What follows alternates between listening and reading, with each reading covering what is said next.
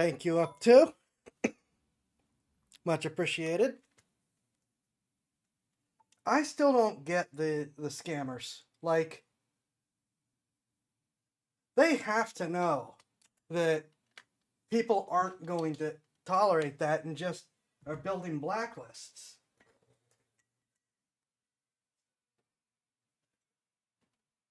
Even novices.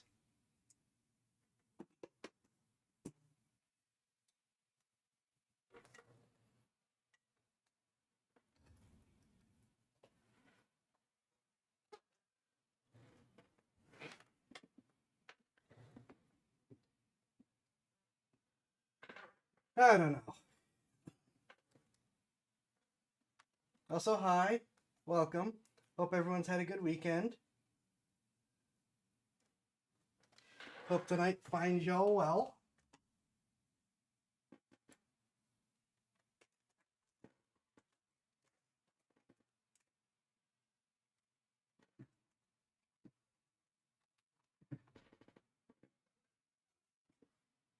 Why? Okay. Gonna have to work on fixing that. Something to do tomorrow, because I have decided that rather than fight through trying to get stuff done and plan another stream during this little bit of time that I have, and just keep building up backlog, as I am prone to do, I will not plan on streaming tomorrow and will instead take that time to try to get caught up on what I'm trying to do. So that's going to be the plan. Mic a little closer.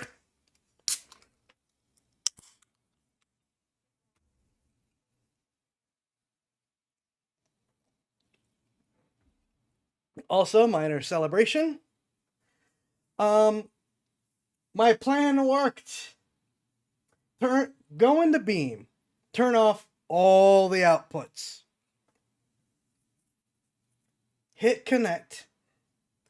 And just let the stream run for like 20 minutes. Then, after it's figured out what's wrong and started streaming like it's supposed to, when it's stream time, then I turn on all the outputs. That does appear to have worked this time. So yay! So that's going to be the plan from now on. So, which means that if I ever miss one, you might occasionally see a little pop-up of me streaming like early. So that's going to be why. Excuse you. Get off my screen. Thank you.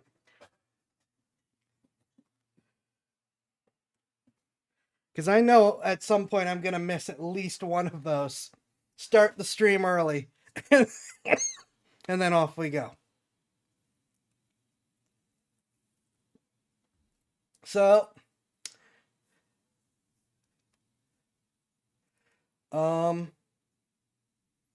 why is my music not playing?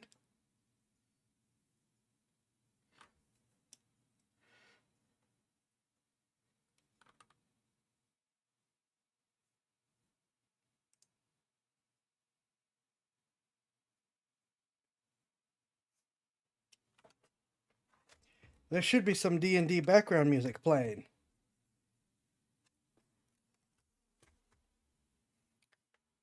It's going to the right source this time.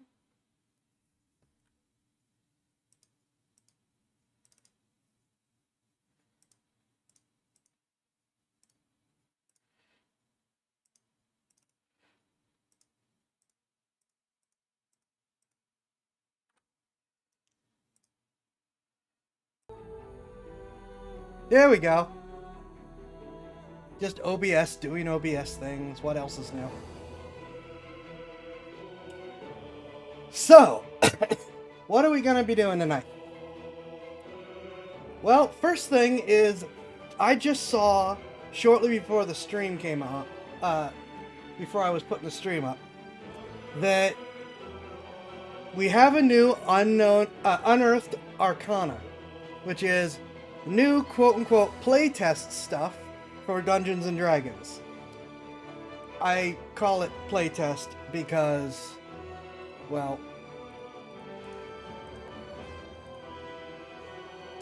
there we go. There's my artifact. I call it playtest stuff because it's not like WotC ever actually tests any of it. It's just stuff they put out early, I guess, to see how... I think in reality it's to see how well stuff's gonna sell. So this is the Mystic Subclasses Unearthed Arcana.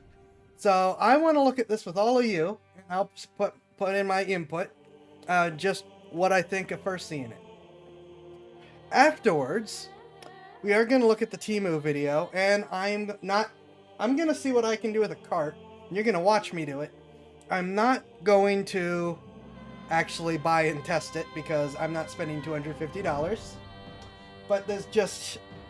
what they did is so bad. It's like... the problem is... well, we'll get to it when we get to it. Afterwards, we're going to go pale ore hunting. To do something other than just fighting the Radiants while I'm trying to actually finish the game. So to start...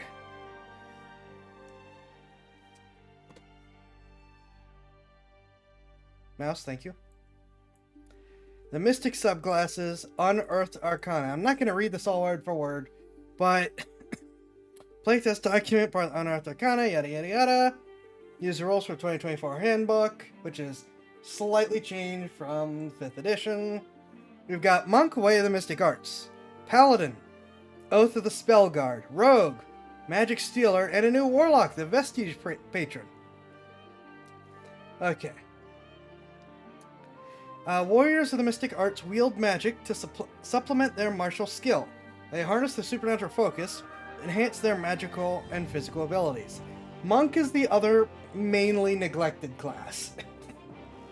It's Monk and Rangers that really get neglected by WotC. So let's see where we are. Learn to cast spells.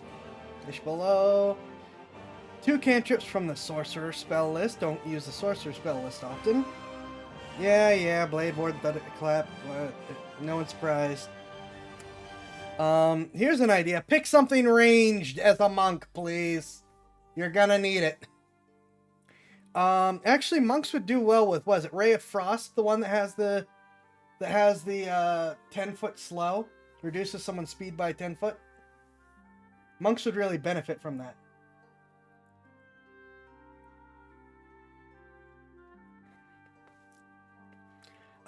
Level 10, you learn a sorcerer cantrip of your choice.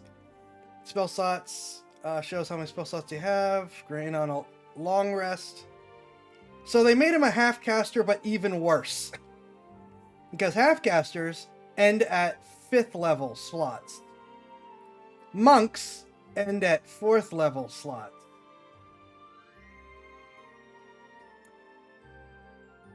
Yeah, they're 1/3 caster, basically. Compare and contrast with, unless it's changed and I missed it, the other half-casters, which are Rangers, which end at 5th level slot, Artificers, which end at the 5th level slot, Eldritch Knight gets 5th, and the Arcane Trickster. Oh, do Eldritch and Arcane Trickster now end at 4? I thought they still ended at 5. Okay, less complaints. Never mind. Prepare a list. More spells list increases.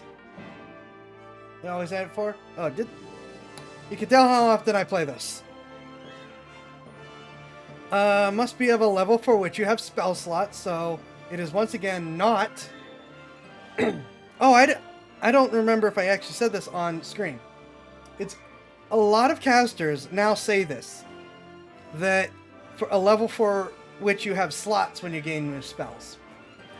Which means if you multi-class, where you get spell slots of a higher level than you do spells, you still get now spells of that level when you level up, which it didn't used to do. There are 2 classes that I've been able to find so far that don't have that. And Eldritch Knight and Arcane Trickster do have that option. But the Warlock, who gets screwed out of everything, doesn't have it. And the Wizard doesn't have it. The Wizard tells you to refer to the chart. That's interesting. So if you want a multi-class, you gotta go Wizard first and then your other spellcaster.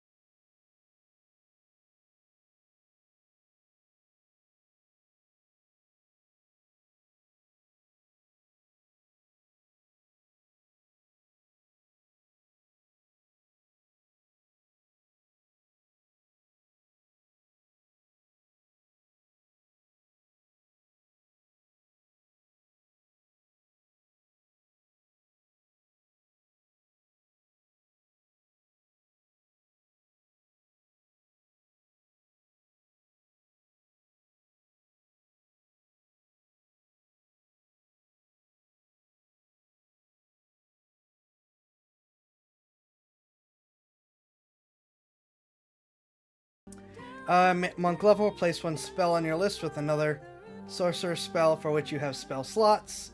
Wisdom is your spellcast ability for your sorcerer spells. Arcane Focus. Multiclass. Add 1 third. Okay, yeah, third casters.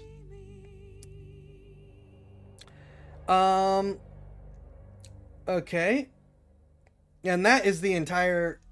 Admittedly, the first sub. That's a big first subclass ability, but the entire thing is you get a couple you learn 3 spells and 3 cantrips. No, 2 cantrips. You can cast 2 spells at a time, or up on a long rest, and you're a wisdom caster, which makes sense for monks. Keep your magical power, martial I can see something below. And martial focus and perfect balance, allowing you to convert spell slots into focus points, or convert focus points into spell slots.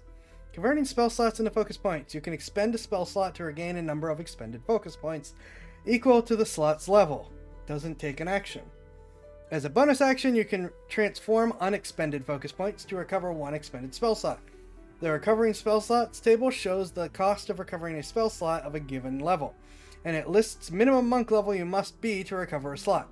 You can recover a slot no higher than level 4. They really did just look at monks and say, we're gonna just give them a piece of the sorcerer class as their subclass. Because this is just a worse spell point system.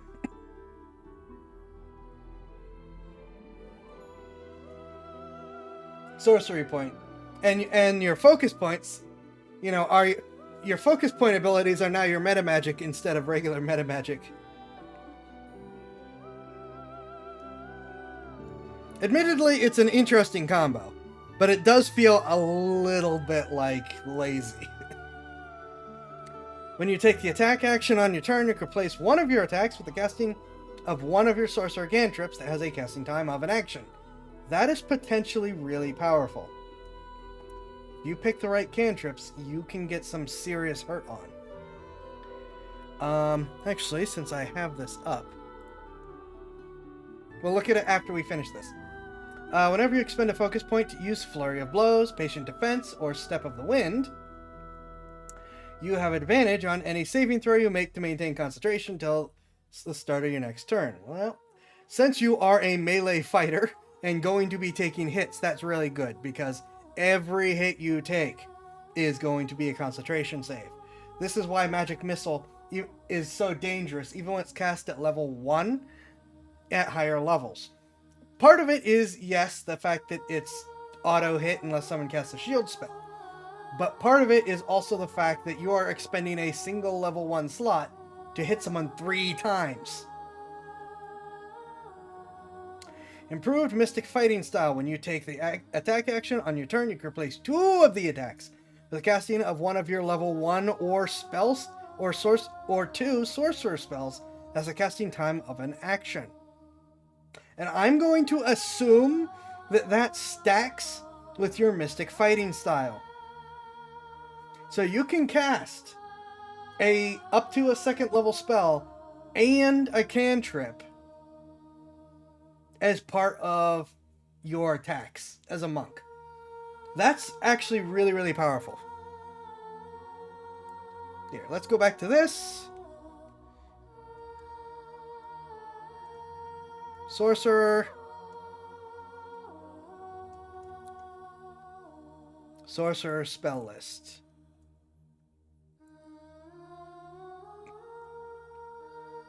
So you've got a fair bit of utility here. Blade Ward is what they recommend. It is concentration. Chill Touch prevents people from healing still, right? Yep. Can't regain hit points. That includes stuff like regeneration. That includes legendary actions. So a monk being able to lock down healing is good. Oh yeah, we'll get the Sorcerer's Burst. Sorcerer's Burst is going to be good. I don't remember what Elementism is. Oh, this is basically another Prestidigitation thing. Except now, instead of taking like 4 different cantrips in order to control the elements, you can get a bunch of basic element options. Cool. Fireball is the go-to damage dealing spell for those that don't get Eldritch Blast, at least. And like Mage Hand is utility, but we're talking combat, and monks are probably going to want to focus on combat first, utility second. Utility is what casters are for. Mind Sliver. Temporary sliver the mind of a creature you see within range. Target must succeed on intelligence saving throw, or take 1d6 psychic damage, and subtract 1d4 from their next saving throw it makes before the end of your next turn. That's really good because you could Mind Sliver, Grapple.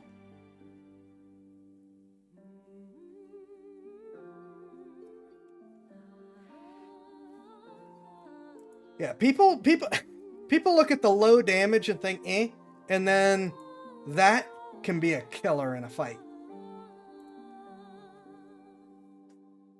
Mind Sliver, Stunning Strike. Ooh. Yeah, you could get mean with that. Poison Spray's got like a secondary ability, I forgot. No, it's just a fairly high damage but high resist attack.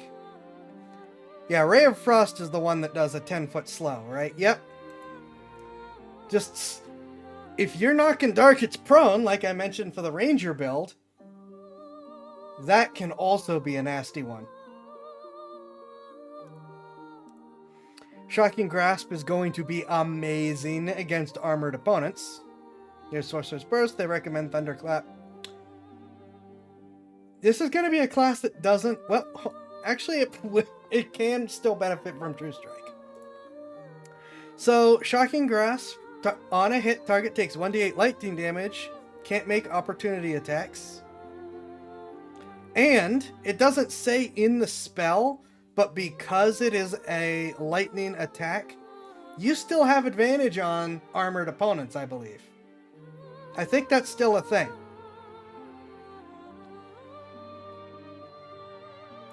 Sorcerer's Burst, as Rippy mentioned. Hit, the target takes 1d8 damage of a type you choose. If you roll an 8 on a d8 for it, which the d8s go up as you level up, you can roll a number d8 and add it to the damage. So, you know, once you start leveling up, you're doing some damage with this if you can land the hit. And of course, it lets you pick your damage type, which things with rotating damage type are really strong because it means that, oh no, they resist poison damage like everything does. I'm gonna do psychic damage to it, or it's weak to lightning damage. So those things, that Chromatic Orb, a couple others, are just great for all-around utility. They recommend Thunderclap. Each creature within a 5-foot emanation originating from you must succeed in a Constitution saving throw or take 1d6 thunder damage. It's a good AoE for if you're surrounded, but I think some of these other spell options are probably going to give you a bit more mileage. Especially something like, as Rippy mentioned, Sorcerer's Burst, which is ranged.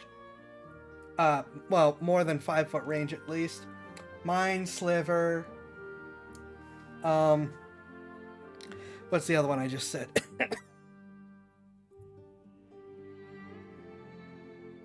Ray of Frost. Now, True Strike's interesting. Guided by a flash of magical insight, you make one attack with the weapon used in the spell's casting. Your fist! The attack uses your spell casting ability for the attack and damage rolls instead of strength or dex. Which, you know, for monks, hope you got an even build. If the attack deals damage, it can be radiant, or your bludgeoning damage, or piercing, or slashing if you're using, like, fist weapons. But it can stack on extra radiant damage as you level up. So True Strike ends up being a pretty good one for hitting hard. And depending on campaign, just giving you radiant option.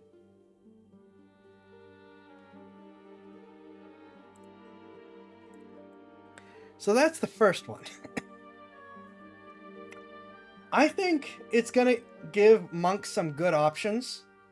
Warrior of the Mystic Arts. I do still have mixed feelings on Watseel saying, you know what would make a good subclass for monks?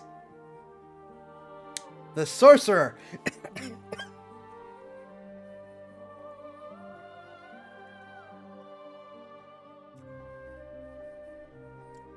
And you do have the option to just go all in and generate more focus points with your spell slots.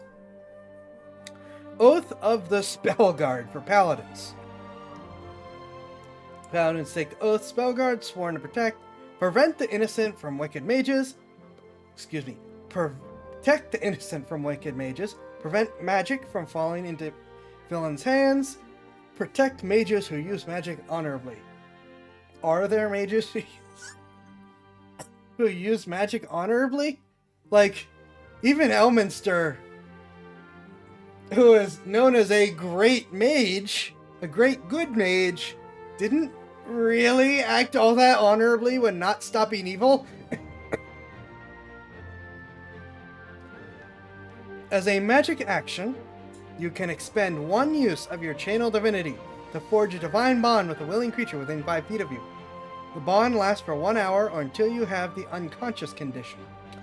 For the duration, while the bonded creature is within your reach, so within 5 feet, maybe 10 if we're counting like a polearm, and is hit by an attack roll, you can take a reaction to add your charisma modifier, minimum of +1, to the creature's AC, possibly causing the attack to miss.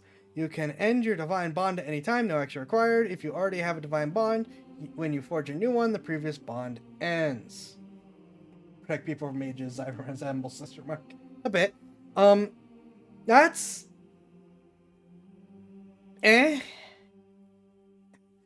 This is very much an escort quest ability.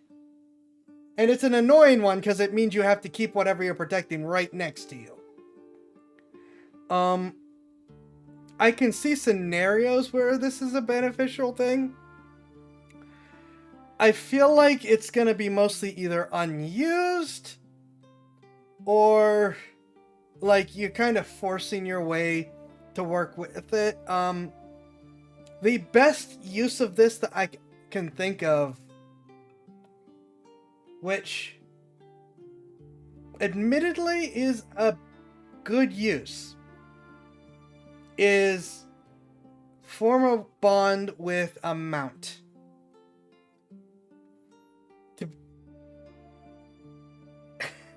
You know, your horse, Pegasus, unicorn, giant fly, whatever. That works. If you're a small critter like a gnome and you're riding the barbarian, that can work. And I know what that sounds like, but that's a legitimate strategy. So it is an option. But it just feels like if you're not... Drake Warden dip could work, yes. I have in fact not tempted anyone into potion roulette. It's situational and you have to build around it, and if you don't build around it, it's probably just going to become useless. You know, me who likes to build around things all the time can see it working, but there's a lot of people that probably aren't going to want to do that, so I'm a little iffy on that as a first ability. Expanded spell list, detect magic makes sense, shield makes sense, see invisibility makes sense, silence is always good, counterspell is always good, dispel magic for this class makes sense, it's a little more situational, but when you need it, you need it. Freedom of movement, definitely, resilient spear, definitely, circle of power and hallow, yep, those all make perfect sense. Paladins don't get hallow by default?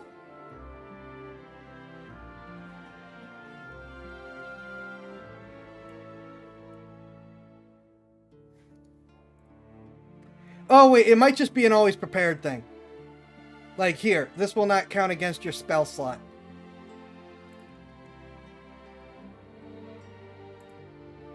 No, paladins don't get hallowed by default. Every once in a while you'll get an expanded spell list that actually gives you spells that your class already gets, but they're like, you must take these, but they won't count against your list. Paladins don't... Okay, cleric only. Well, I guess paladins can swear oaths to things other than gods, so that makes sense, I guess. Spell Guard Strike. When you see a creature within your reach casting a spell with verbal, somatic, or material components, you can take a reaction to make a melee attack with a weapon or an unarmed strike against them. Just smack it. Stop casting that!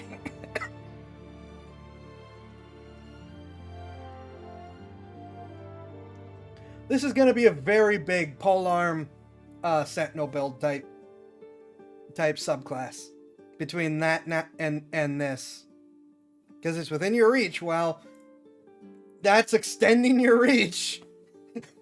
I guess fire button, no. Aura of Concentration. Your aura protection fosters mental focus. You and your allies have advantage on Constitution saving throws to maintain concentration while in your aura protection.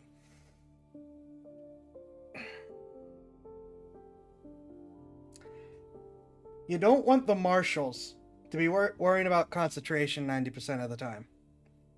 And you don't want your spellcasters that close.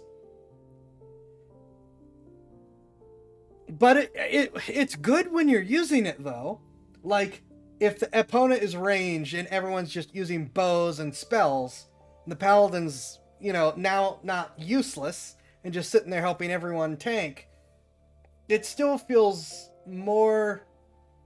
Yeah, it's well-meaning and dumb. I'm feeling a bit of a miss here.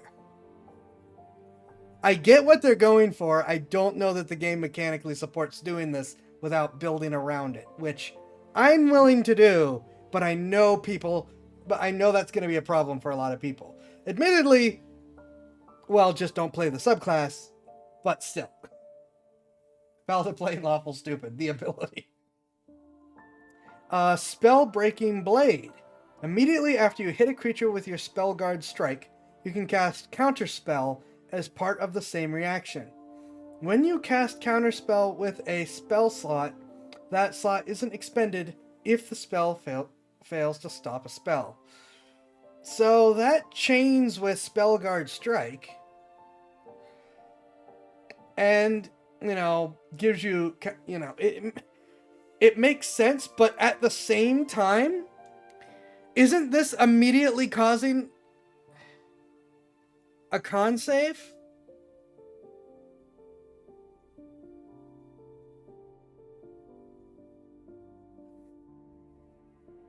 Which doesn't cost a spell slot and can stop the spell on its own. I guess I said no. Fair. If the con save doesn't work, the counter spell is like the bigger no. That's fair. These do involve you being in melee with a spellcaster, which is a problem on its own. Again, see using things with reach, please. That's really important. Level 20. So this is what you've been building up to. This is your Fight the Gods power. As a bonus action, you can empower your Aura of Protection, granting the benefits below for 1 minute or until you end them, with no action required. Once you use this feature, you can't use it again until you finish a long rest. You can restore use of this ability by expending a level 5 spell slot. Again, no action required. Bodyguard. When the target of your Guardian Bond is in the aura, that creature has resistance to all damage. Protection from magic. You and your allies in the aura have advantage on saving throws against spells. Spell Ward. Spell attack rolls against you and your allies in this aura have disadvantage. This is very much, the Lich is casting a spell, everyone get near me, the ability. It is useful when you need it. When you need this, you're going to be happy you have it. But, it is very situational and doesn't feel great as a level 20 capstone. Don't have to cast the same person while someone else is casting on your first target's turn bar. Yeah, it's nigh impossible for this to be for Spell Breaking Blade to be counterspelling anyone but the person you're smacking in the face.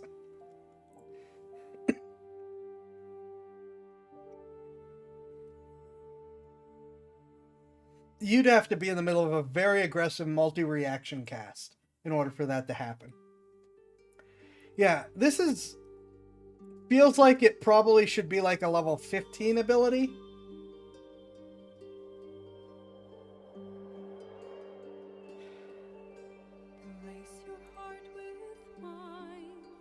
I don't know. I feel like the Oath of the Spell Guard is a bit of a miss here. I can see what you're going for. You're basically asking the rest of the party to build around you. Some parties like to do that. A lot of parties don't like to do that.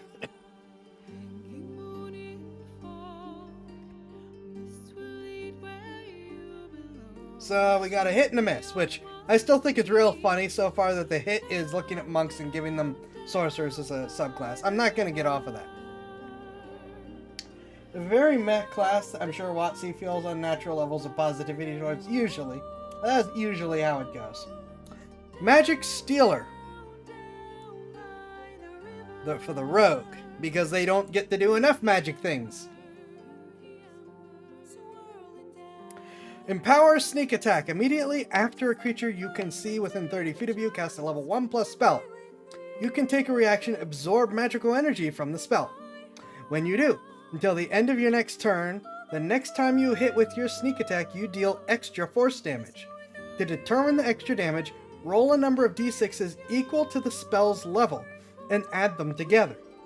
You can take this reaction a number of times equal to your intelligence modifier and regain all lost expended uses when you finish a long rest. Anything that empowers a sneak attack is usually going to be very good.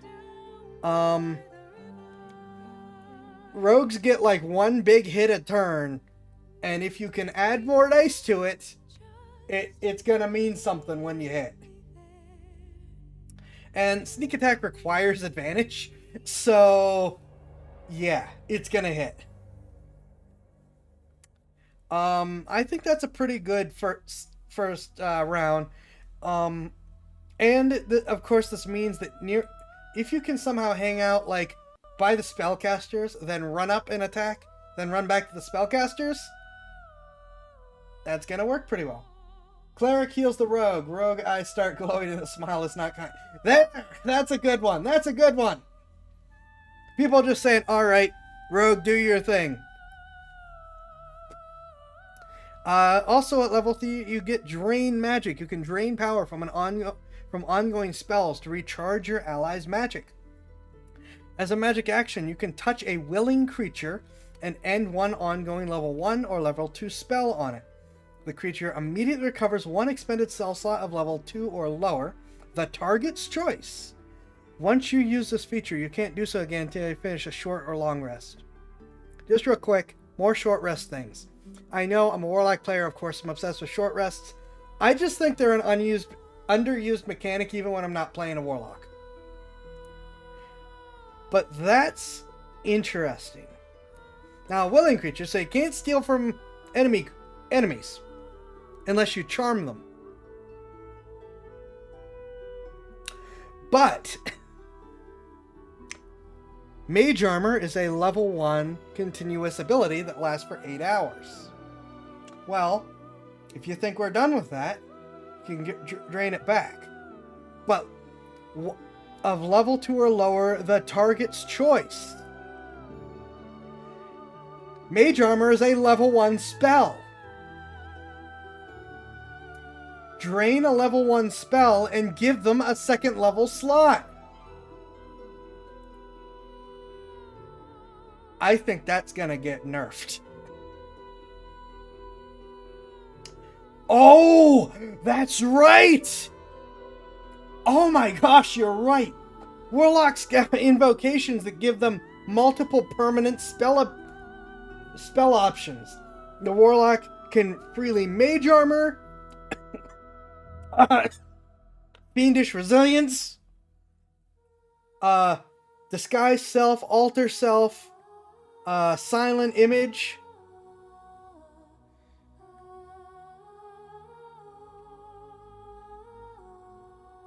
Those are also level 1+ spells.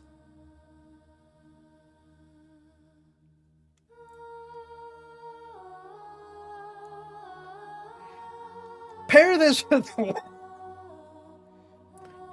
the Warlock, and you're going to be super duper powerful. Because the Warlock is just... the Warlock is now his own coffee in a coffee lock. Oh my gosh. Hold on. That's wild. Holy crap.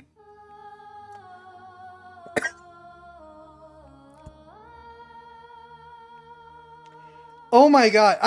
I'm sitting here trying to process this. Oh my...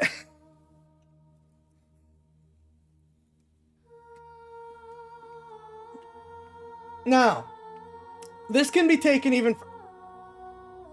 I gotta check something real quick.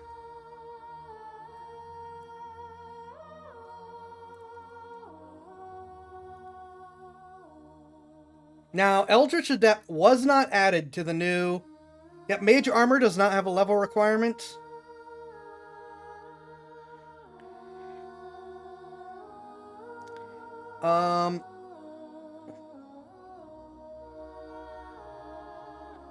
Okay, so just Mage Armor doesn't have a level requirement. That's relevant because it means other people, including yourself, can take Eldritch Adept as a feat, which gives you 1 free invocation. Mage Armor doesn't require Warlock levels. Or Armor of Shadows doesn't require Warlock levels and gives you infinite Mage Armor.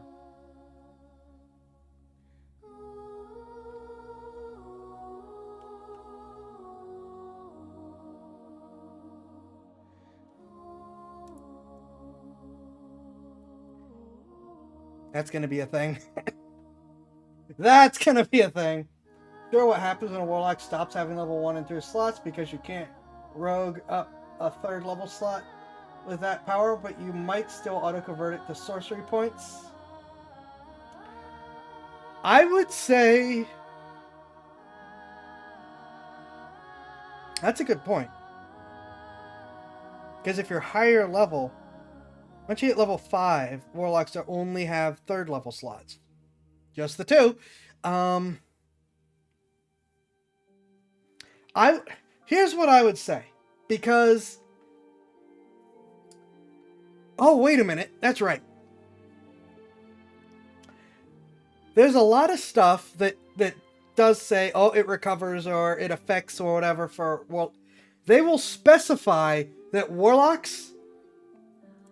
always at their maximum level. This doesn't specify that. I would assume that this means that you do get the 1st or 2nd level slot as a Warlock. Because it doesn't say at the Warlock's level. Because everything else says that.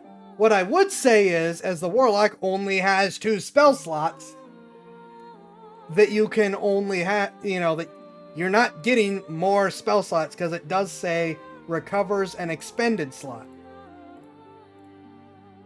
So I would say that if you cast your 3rd level spell, so you've only got 1 left, and then you Mage Armor or False Life or whatever, and then you use this, now you have a 3rd level slot and a 2nd level slot. And you're going to want to fire the 2nd level slot off first, because then when you short rest, you get a 3rd level slot back. That's how I would interpret that.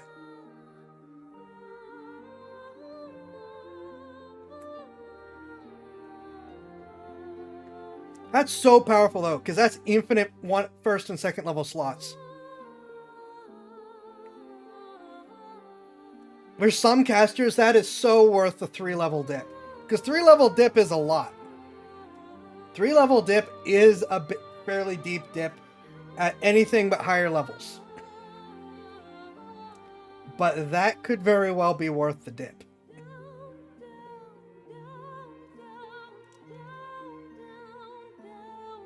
Magical Sabotage. You gain the following Cunning Strike options. Spell Susceptibility for 2d6. Target has disadvantage on the next saving throw it makes against a spell till the start of your next turn. It's a level 18 feature wizard at level 6. It is. Technically at level 4.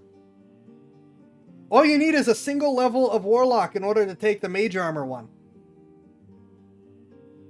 Now you're down to 1st level slots, but now you've gone from a single 1st level slot to infinite 1st level slots. Which, on its own, I'm going to make this build. Anyways. Target has disadvantage on the next saving throw it makes against a spell until the start of your next turn. Now, that is a bit pricey, I'd say, but... I'm guessing the Cleric for Purple Healing. Anyways. Oh my gosh. Yeah, Clerics with permanent healing.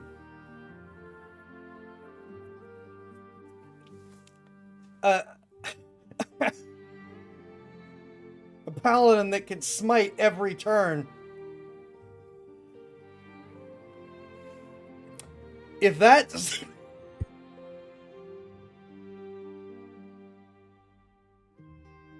If that stays, that's gonna be wild.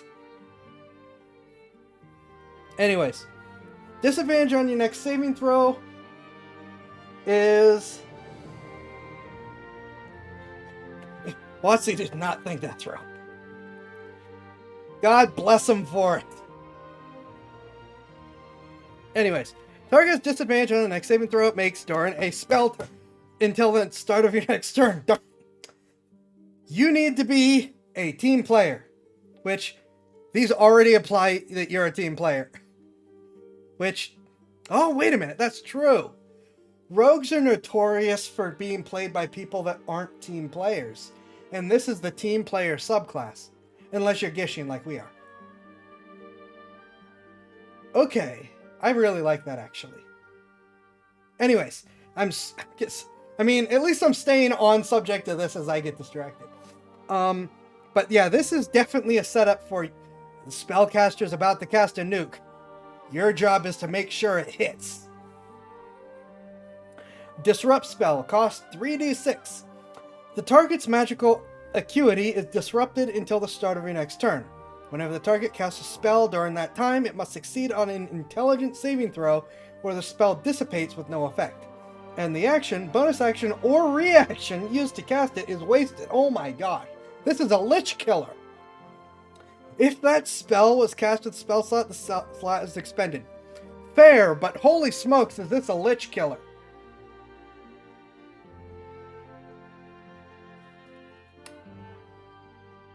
I cannot stress enough being able to Liches have high intelligence, but being able to disrupt their spells without using counter-spellable magic yourself is huge.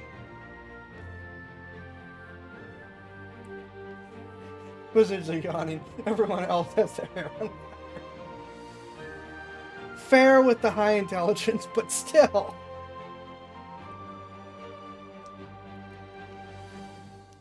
You could wreak some serious havoc on enemy casters, which are usually a major problem with that. Steel resistance. Choose one kind of damage. If the target has resistance to that kind of damage, until the start of your next turn, the target loses that resistance, and you gain... And that's the Devil Killer. That's for Devils and Demons. Yep. That's for Devils and Demons. Fiends in general. Yep. Because they all have fire resistance, and they all shoot fire spells. That's also not bad for various different dragons for similar reasons. Yeah, fiends and dragons. That's what this is for. This is best rogue class. It is. This is an absolutely insane rogue subclass. And rogues are already notorious for being very, very powerful. So, holy smokes. And we still have 3 more abilities to get through. Occult Shroud. Whenever you finish a long rest, you can cast the non-detection spell using intelligence as your spellcasting ability. When you do so, you can target only yourself the duration. Okay, so you're just permanently under non-detection is what that's saying. Unless you walk through an anti-magic field or someone casts Dispel Magic on you. That's what I'm getting out of this. You just permanently have non-detection.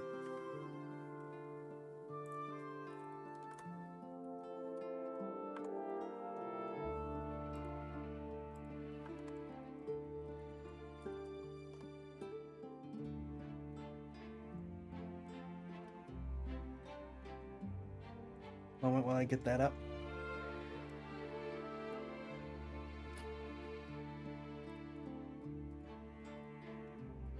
I forget what level non-detection is. 4th? Is it 4th? Don't tell me it's 5th. Is it lower? Is non-detection lower? It is lower. It's 3rd. For the duration, you hide a target that you touch from divination spells. The target can be a willing creature, or it can be a place or an object no larger than 10 feet in any dimension. The target can't be targeted by any divination spell or perceived through magical scrying. Now, that is less powerful than I remembered it being, It is also expensive, requiring 25 gold of diamond dust that you use when you cast it. But still, just permanent non-detection is what I'm seeing with that. Until someone dispels it. It's not as wild as these other abilities, but it's still like, really?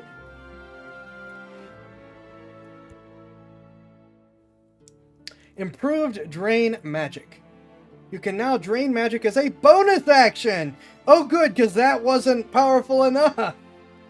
In addition, when you use Drain Magic, you can end one ongoing level 1, 2, or 3 spell on the target, and the target recovers one expended spell slot of 3 or lower, the target's choice.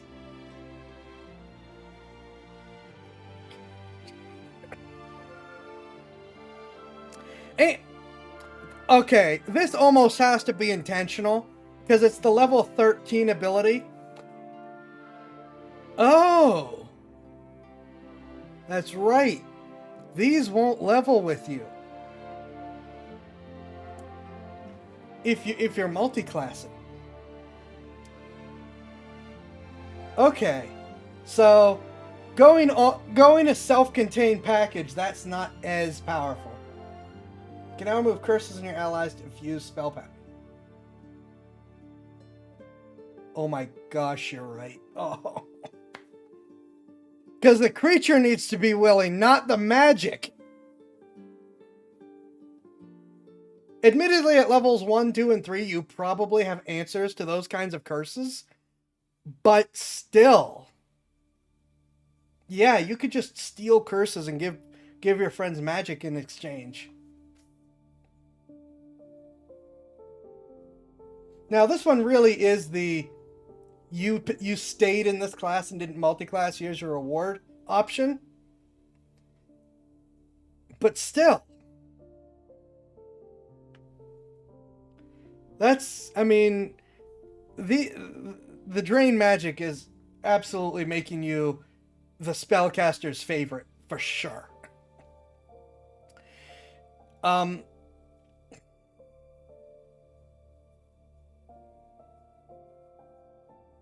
Anyways. Eldritch Implosion. When you use an Empower Sneak attack, alright, we're just empowering that again, you can force the target to make a Constitution saving throw. DC 8 plus Dex modifier plus proficiency bonus. On a failed save, the spell dissipates with no effect, and the target has the stunned condition until the start of next turn. So this is if you're stealing power from enemies. This, as at its base, this is, you know, you can get power from your friends as well. This is definitely stealing power from your enemies.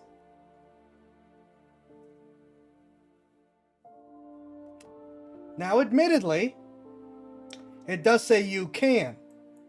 So it gives you the option to. But you've got a built-in counterspell here. It's at level 17. And the fact that using Dex is, it's basically saying, oh, you're poking with the dagger or something. You know, you are physically screwing with them. Yeah, and at level 17 you're gonna need it, but if at level 17 you're like right next to the enemy, which at level 17, 30 feet is right next to them, you're gonna have to be real careful. Because if they catch you with this, you are the primary target.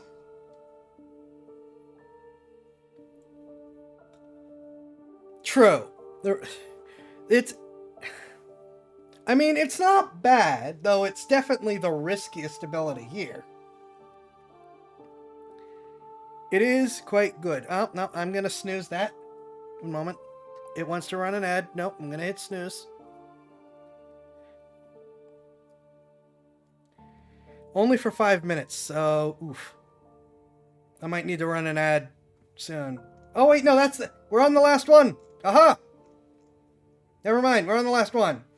The Vestige Patron for Warlocks. The Vestige manifests, aiding you to do so. Oh wait, no, let's read what it is. Your pack draws on the power of a dying god, a being once worshipped by countless followers, but now abandoned and forgotten. This dying god, known as Vestige, might have been benevolent, evil, or strange and unknowable, but now it is driven to regain its former power. Vestige needs your help. It is willing to share its remaining strength with you. Rippy, take notes. I've got an idea. I already had a plan, but I've got a new plan.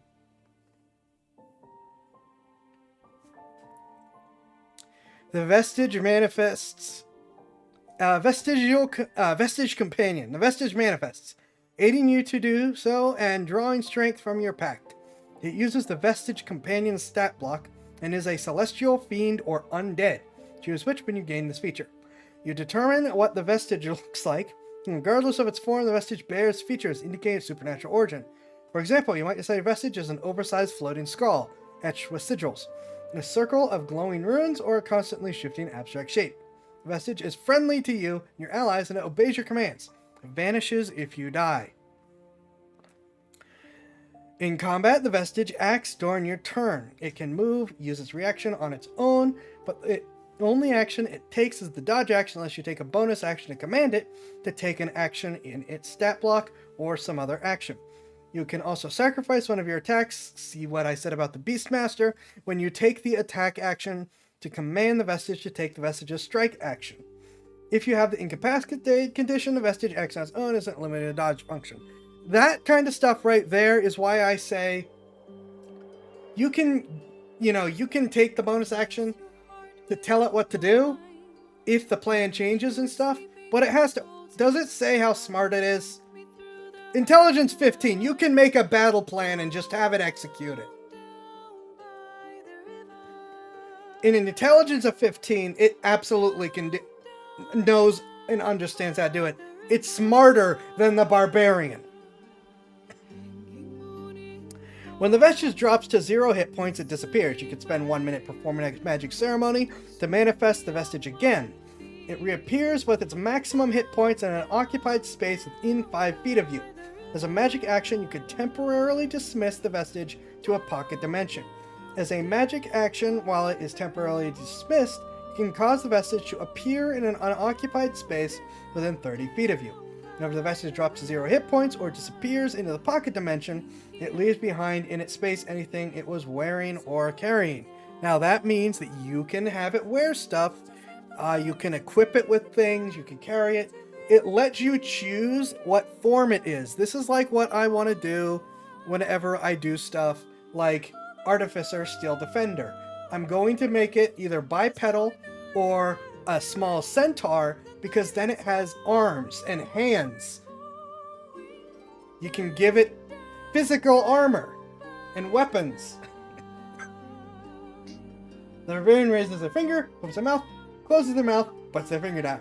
You better believe it. Grog from Critical Role had 6 intelligence.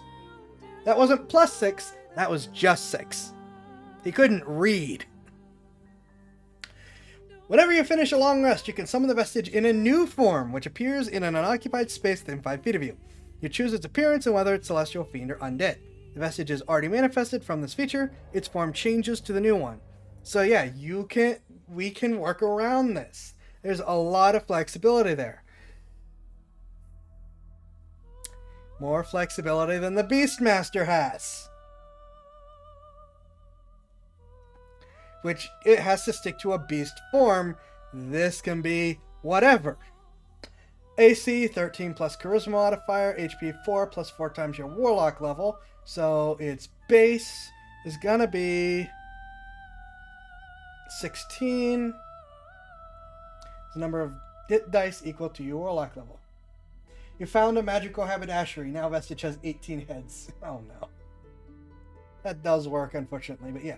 Got crappy strength, 1 strength, 14 dex, 10 con, 15 intelligence, like I said, 15 wisdom, and 16 charisma. Resistance is if it's fiend, fire, undead, necrotic, celestial, radiant. That's pretty good for being able to pick and choose. And with this, you get the flexibility to prepare for the day. It's immune to being charmed, frightened, or prone. Oh, speed, 5 feet, 30 foot hover. That's pretty good, actually. That's actually decently strong. Dark Vision 60, Passive Perception 11, knows the languages you do, no CR.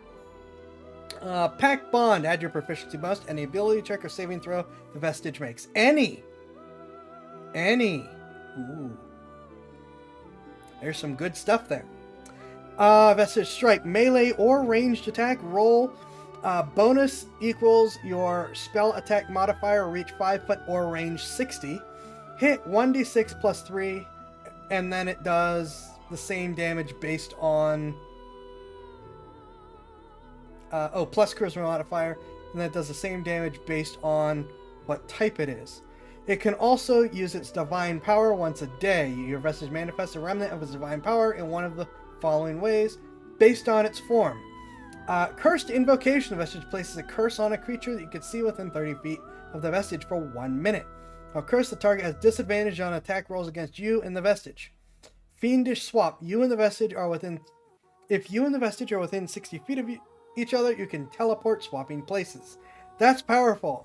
The special Strixhaven Familiar does the same thing, and it's also a really powerful ability.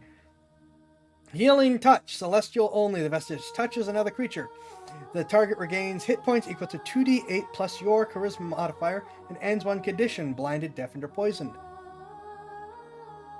Okay, so yeah, so far this feels like a better Beastmaster, because you've got all of these abilities, and then you're a Warlock.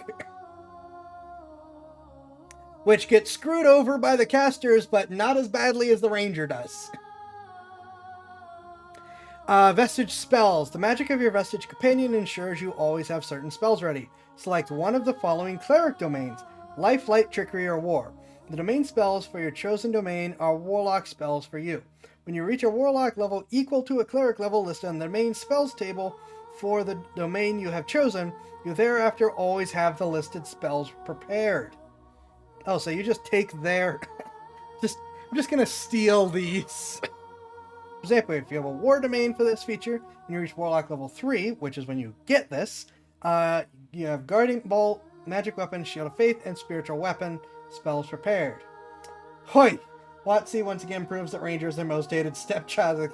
It is, because that is also really good. Beastmaster Ranger doesn't even get an expanded spell list. Vestige Recovery. Your Vestige Companion now regains use of its divine power whenever you finish either a short or long rest, or when you use Magical Cunning feature, which for Warlocks gets back 1 spell slot. Everyone else gets more. But that is also really good. That's a minimum of 2 for the divine power, if you're not taking short rests like most parties do. Aura of Power. Your Vestige Companion increases in magical strength. As a magic action, you can cause the Vestige to manifest an aura in a 30-foot emanation that originates from the Vestige. The aura lasts a number of hours equal to your charisma modifier, or until the Vestige disappears or is temporarily dismissed. You, the Vestige, and your allies within the aura gain resistance to fire, necrotic, or radiant damage and have immunity to the charmed and frightened conditions. Oh wait, that's not or. You get resistance to all 3 and immunity. Once you manifest this aura, you can't do so again until you finish a long rest. But that's huge. That's better than the Paladin bubble. What? I thought WotC hated Warlocks. Where's this coming from? In addition, when you drop to 0 hit points while within the aura, you instead change your hit points to a number equal to your Warlock level plus your charisma modifier. The Vestige is then dismissed into a pocket dimension and can't return till you finish a long rest. Aura of Power. Step off Paladins. Wear the Nightmare to the Fae now. That's a wild ability.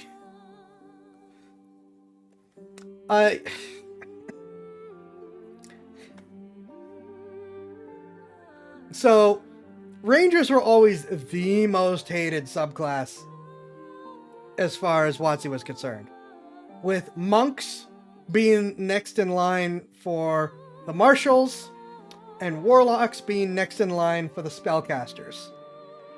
This is a really strong power. Semblance of life. Your vestige companion continues to grow in strength, and with your assistance, it could briefly adopt a more powerful form. Of course it can. Depending on the vestige's type, you can cast one of the following spells while the vestige is within 90 feet of you without expending a spell slot or needing material components. Summon Celestial, Summon Fiend, or Summon Undead, which is kind of meh. When you cast the spell with this feature, the vestige becomes the summon... Oh, it transforms into it. So it's not two creatures. It's still just one creature on the field. Okay. The game's statistics are replaced by the summon creature stat block.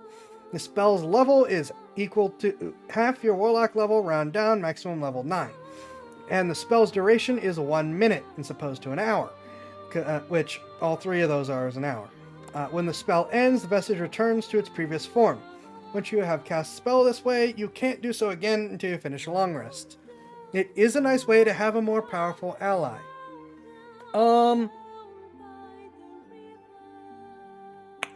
Still requires concentration. That really nerfs that ability. The 1 minute instead of an hour and concentration. Which, don't get me wrong, this is cool, and the rest of this is a pretty potent combination of things.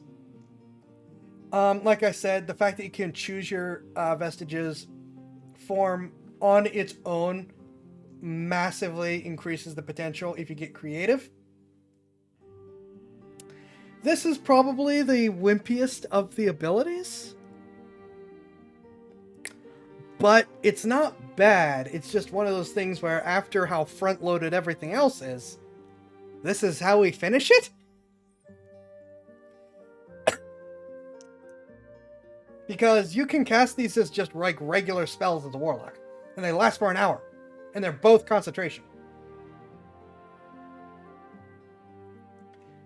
Okay, you make a good point. Spell slot level 9 summons for free once. That beats Paladin Mega Form. Fair. Very fair. You are getting a pretty big upcast, so it is much more powerful than the base level, which is the only thing warlocks can summon at. So that is a fair call. The concentration is still a little eh. The 1 minute is still a little eh. But you're right, it's better than the Paladin one, and the fact that you're at level 14, you're automatically upcasting to a 7th level minimum is pretty good.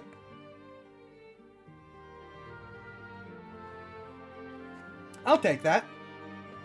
I will take that. I'm already getting ideas for possible runs on this, as well as a use in this in a game that I am DMing, because I was kind of homebrewing something as a possibility, and now this is like, oh, this is exactly what I need. I will take it as it is. Combine Vestige Warlock with the Rogue for maximum shenanigans. Still beating Watsy for their abuse of my poor Vestige babies. They're still... Yeah, that's fair. So I cannot skip the upcoming ad. I don't think I have a lot more to add. I really like this. I think the Rogue is too powerful, but it could be worse. I think the Paladin could use a bit of a boost. I like the Monk and the Warlock options. I'm talking about how powerful this is, but again, because of how wimpy Warlocks are normally, this almost feels like it's a nice balancing act of, okay, your main class is kind of meh, here, have a great subclass. I'm looking forward to playing with all four, well, 3 of the 4. I'm usually not a Monk player or a Rogue player. This is enough to get me to try those. I'm definitely not a Paladin player still. Alright, we're going to take a couple minute break, then I'm going to talk Temu videos. Yeah, that is an unexpected and very interesting Unearthed Arcana. Alright, I'll be back in a couple minutes.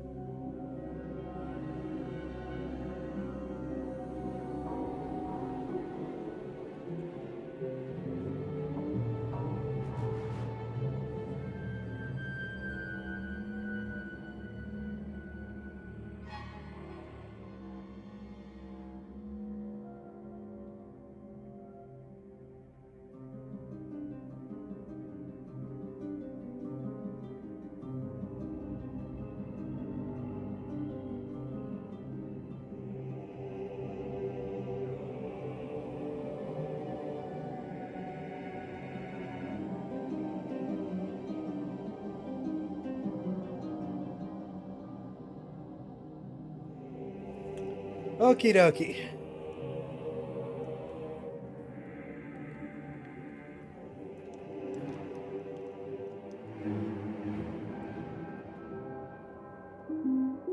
There we go.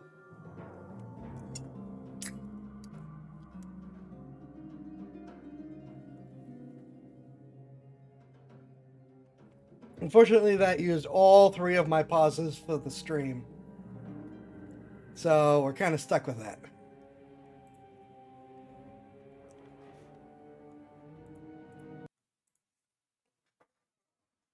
So this is from Commando Store. And like I said, we're not going to watch through the whole video. We're just going to watch a couple pieces. This is presented as if it's a serious test of Temu stuff. Demolition Ranch's test, which was still done in a very joking way, was still a serious test. And I have questions about if these guys should be handling firearms. Because if we go over here, It's been about 3 weeks since we ordered everything, and it's finally all here. But in the meantime, we finally got these. For $379.99, their quality is about what we expected for these Radical AR-15s. Got a little bit of rust on the barrel, that's whatever. A bunch of divots. His charging handle don't work right. That's fine. You don't really need that to use a gun. That's fine. that is how a charging handle is supposed to be on an AR-15. And you know why I know? Because that is popped out. You know what that means? That means that the bolt is locked back and sitting behind the tab.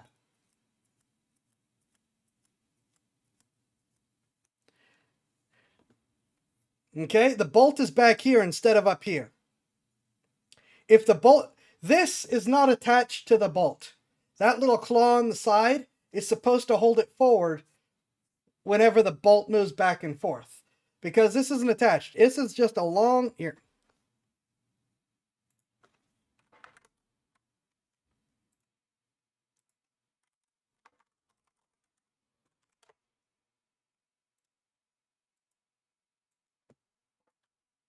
It's just a long, skinny piece of metal with a little tab that sticks down.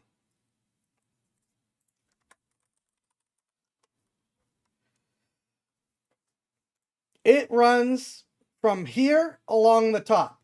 The tab sticks. Can I get this bigger? Oh, here, this is a better picture.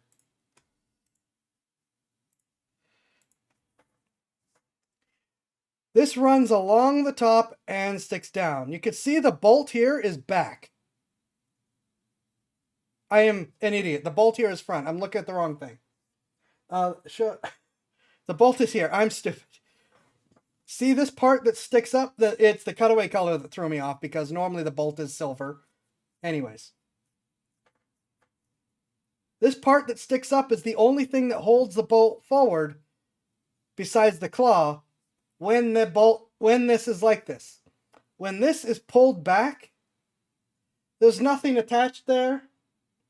There's no springs. Nothing forces it forward. It's just a loose handle. So the claw exists to hold that forward. And the reason why is because this is called a non-reciprocating charging handle. Sometimes when you get into a game, Call of Duty, whatever, you can see the handle flicks back and forth real quick on some guns. That is a reciprocating charging handle. They didn't want to do that with the AR-15 because that can get caught on stuff. It can mess up the gun firing at times. I think that that's a bit of an overblown worry, personally. There's lots of successful guns that don't worry about it. But that was the decision in the design. Non-reciprocating, it's not attached. It can only pull backwards. So when he is sitting here... Oh, I went back too far. These Radical AR-15s. Got a little bit of rust on the barrel, that's whatever. A bunch of divots. His charging handle don't work right.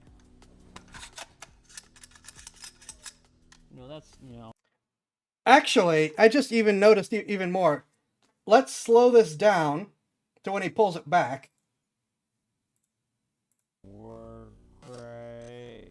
Watch how hard he pulls. And then watch how loose it is. So they are well, I don't think it was their decision. That magazine is empty. Because of how hard he pulled that back, it means he was actually pulling the bolt back. And then because the magazine is empty, the last round bolt hold open did it. There, you can watch it pop out because they do it again. Watch this little tab.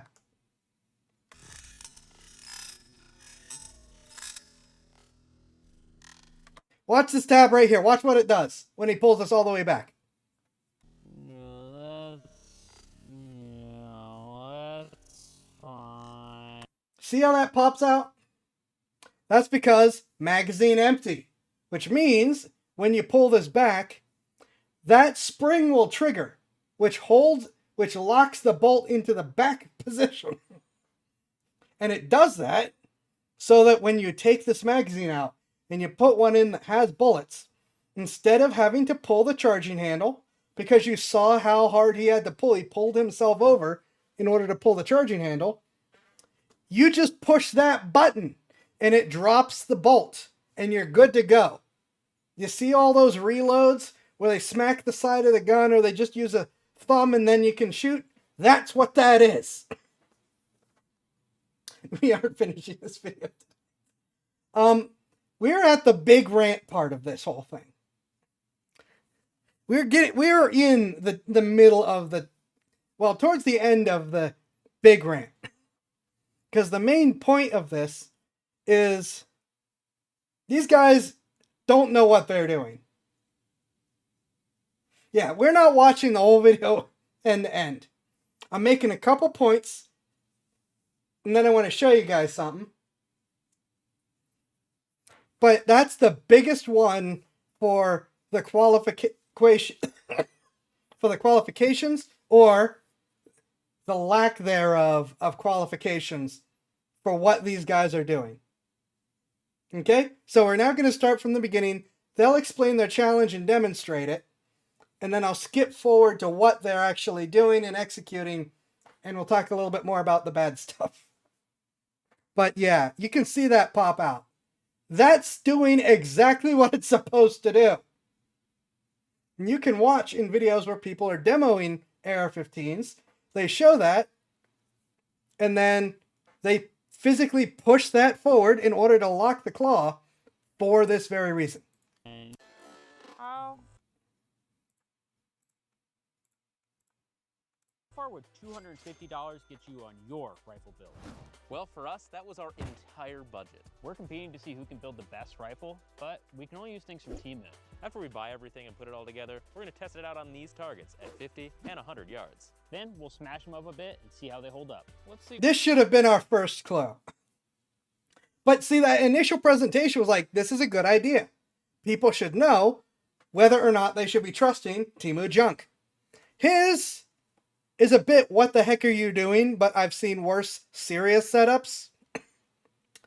His tape and the stickers, I initially thought he was doing for like the meme. No, he meant every minute of it. What Temu has to offer. So here are the rules. You get $250. Everything you buy has to be on Temu, and everything you buy has to be attached to the gun. Damn, that's like double my paycheck. What kind of dollars? Chinese? You have 5 minutes to get everything into your cart. Once the 5 minutes is up, shut the laptop. All right, time to finally buy an Elka inspector. Giant flames. I can't spell specter though. Nope, butchered that. Oh, you know what? This Why is their does first lots of these mistake, hard? looking for name Elka brand inspector stuff cheap. on That's no Temu. problem. Fuck it, I will buy an ACOG or digital night vision and use all of my money to see at night with Temu night vision. Ooh, that's gonna be hard to mount. My rifle's gonna be so much better than yours. Add to Propane cart. tank? No, nope, that's not what I want. Oh, dude, there we go. Screwed up. A laser? Make the laser your only optic. Kitty, All right, so I cat, got a laser. duct tape. Duct tape. Oh, there's a cheaper laser though. Oh, This was already on Brandon's What's a horror cat list, duct second tape? one required. And they got like no good tape. on it. Yeah, Well, I'm getting the Rambo stuff. probably. I'm not making a statement. I just. I'm gonna have to figure Cheap out what stuff. on earth I Oh, turned well, on I for could that click on censoring because security I have no idea verification. what it's doing. Verification failed. Green laser. What am I verifying? Oh, that's 15 Slide to bucks right complete the there. puzzle. What the fuck is this? Are you sliding? I don't think I'm gonna be able to buy anything. Come on, I want a green laser. Oh, you know what? That's it. That's it right there. Green laser, black. Oh, no. Go to Oh, I gotta go through the tutorial. Okay, I need an optic now. $150. Let's do in. I think I'm gonna go with an Elcan. I think Elcan. The only thing it's supposed to censor Powerful. is some racist Yeah, and sexist I stuff. like That's it. where Vortex got all their optics Light. from. Just like You the know what, very that's super good. duper 135 basic, for an here's ACOG? your Hell level yeah. 1 Yo, censorship. that's gonna have the sling on it, so I don't need to buy a sling now. GBRS Hydra mount. Does that have Look like at that. endangered species animal This leather? is probably better than the real one. Kofefi color. Do this. 1 minute left. Why? I don't why know. pull out of it? Oh. No, I gotta do the I'm gonna have nope, to try I'm to just gonna fix it. back out of that. Ooh. I need a light. 45 seconds. What? There's no way. Fuck. Red dot, red dot, red dot, I'm red just dot. adding this Where's to the cheap cart. one? I don't even want it. I'm $34? just buying it. No, go back. I need that dollars. No, not secured fake. It is stupid, Come on. but I'm gonna Come figure on, the out what I security turned on verification. Come and on. turn No, it no, off no, because no, I no, thought no, I this turned it isn't off. fair. This isn't fair. Sling. Click the number closest to the gray shape. $5. No, Add to it's a cart. 9. Add to cart. 15 Black. seconds. Add to cart. Oh, Click- I totally went over budget. Click the object that Go only to cart. appears once. I don't know what appears 281. once. I have to lose something. 8, Oh. Come on. Add to cart. 4, And I will not buy it, but I will see what I can do with a cart at the end of this. Fuck. I got the 217. I went over budget.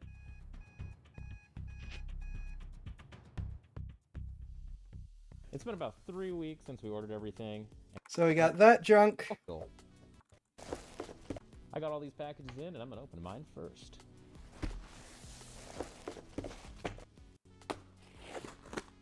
Oh, it is the L-Can. It actually came in a case, too. All right, Temu L-Can. Initial fit and feel. Comes with a kill flash. That's made of metal. Okay, that's kind of neat. Nice and crooked. Aluminum is a metal. Throw leather is just for show. So is It's tin. just fixed. I guess on the bright side, that means it might actually 0. Okay, maybe it does actually go to 4x. Oh, you fucker. Get out There we of go. here. Nice good smudge on it. Like pickled asshole through here, but about 240p eyeball. No, this is actually issued to the Chinese military. I don't know what this is. Oh, it is the night vision. There's a case. Wow, this looks so great. Oh my gosh, it says welcome. I just changed all the language options to Chinese. Oh fuck. So is uranium. Yeah, but that one's expensive. Oh, no, this is another red dot. Don't worry, this one can be mounted on top of the L-Can, and it's got a riser. You know, out of everything I bought, this is the one thing I think might actually hold 0. There we go. That is so bad. 0 to 11, not 10, 11. That's extra power. All right, I genuinely have no idea what this is. Oh, is this the Goober's mount? This is. You make a little custom modification. There we go. There we go. Now it's official. I have unfortunately Green seen laser worse Texas serious made in builds, China, made in so China. Really want you to know it's made in China. I think we are all well aware of the fact that it's made in China. Literally the shittiest plastic. Can I try it directly into the camera? We can. I have discussed at length Yeah, I how don't know if those they make these crappy anymore, but, airsoft that's what pecs I'm gonna assume. are actually not the worst thing in the world. Man, I'm pretty sure this Actual is gonna be the one soldiers rifle that doesn't have fit, demoed them and as being it looks like I was decently wrong, 'cause I was usable. under the impression that this came with a QD mount. And when it you does break not, them, they so don't this is cost gonna be $4,000. attach. You got this included. You just tie this USB cord somewhere around the stock. Screwed. and then- My QD mounts, I found them. Does your sling have foreskin? Sign up on all mine. You got a box cutter? Nope. Oh, there, Oh. there Oh, hell yeah. we go. There we go. That was That's honestly, not bright at all. that was surprisingly underpowered. What the heck is that? Oh. You gotta bump it up more. You gotta bump it up. Surefire power, dude, right there. Dude, yeah, that's a light. Came with my sling though. Yeah, this is the only sling I got, by the way. It's just this. How are you gonna attach it to the rifle? We'll figure that out. There's a lot of Chinese text in here. If you look in the blast, I don't know what that means. I didn't know. At least one of those sentences said not to look in the light. Oh, Oh, that's oh, quality product right there. look at that. I think that's where L3 makes their stuff. Oh wow. How's it feel? That's Does it feel like great. does it feel like Is a there real like a EOTech? protective film on here? No. Why is it reflective? I can see myself like in a mirror in this. Oh, there's a night vision mode. Is there? Here, borrow my camera. Nope, that just turns from green to red. Okay, next package. There is my aiming device. Is that a burst clone? Yeah. Oh, don't point that in my eyes. Yep, that's IR. At least 12 hours. Next package. Oh, yeah, I forgot about this. What did you get? This is my night vision. This is a fucking GoPro mount. Are we shooting at night with these? Oh, there's a green light. I don't know what that means, though. Is it on now? Yeah. Oh, that's the button that turns it into night vision mode. This is 4x view. Probably beats his night vision, I think, honestly. This is I don't know. no the quality of this. The quality of this, though. I spend a lot more money on mine, so it's all right. These are some small stuff. I have my reflective safety tape. This is so I can attach things to the gun. There we go. I can't cut this because it's got Yeah, because almost nothing that he got has any rail options. Stickers. All right, this is the next package. I don't think this is. He was the one that was exactly what under HDR budget, built, by the but I way. bought it to piss him off, the camera guy off. Okay, turn on Bluetooth real quick. My location, I think. Okay, now that I have my hat programmed, time for my last package. That's just a propane torch. Which is my flamethrower. Did you need to bring a bottle of butane in to connect that? Yeah, can you grab that from the R&D room real quick, pal? Oh, for fuck's Do you have They enough shouldn't on have that? any That's fine. butane on the premises at all. I thought this would be. It's not like any a illegality thing. It's just a they're idiots that's thing. Perfect. That'll work. That's exactly what I need. Yeah, I don't know how much I'd trust a propane torch off Temu. What's the opposite of a bubba? Okay, well, I'd call them rich kids, but they're clearly not rich. because it wants you to do this. So, hold on here. We'll do with this part at the range and not inside this warehouse.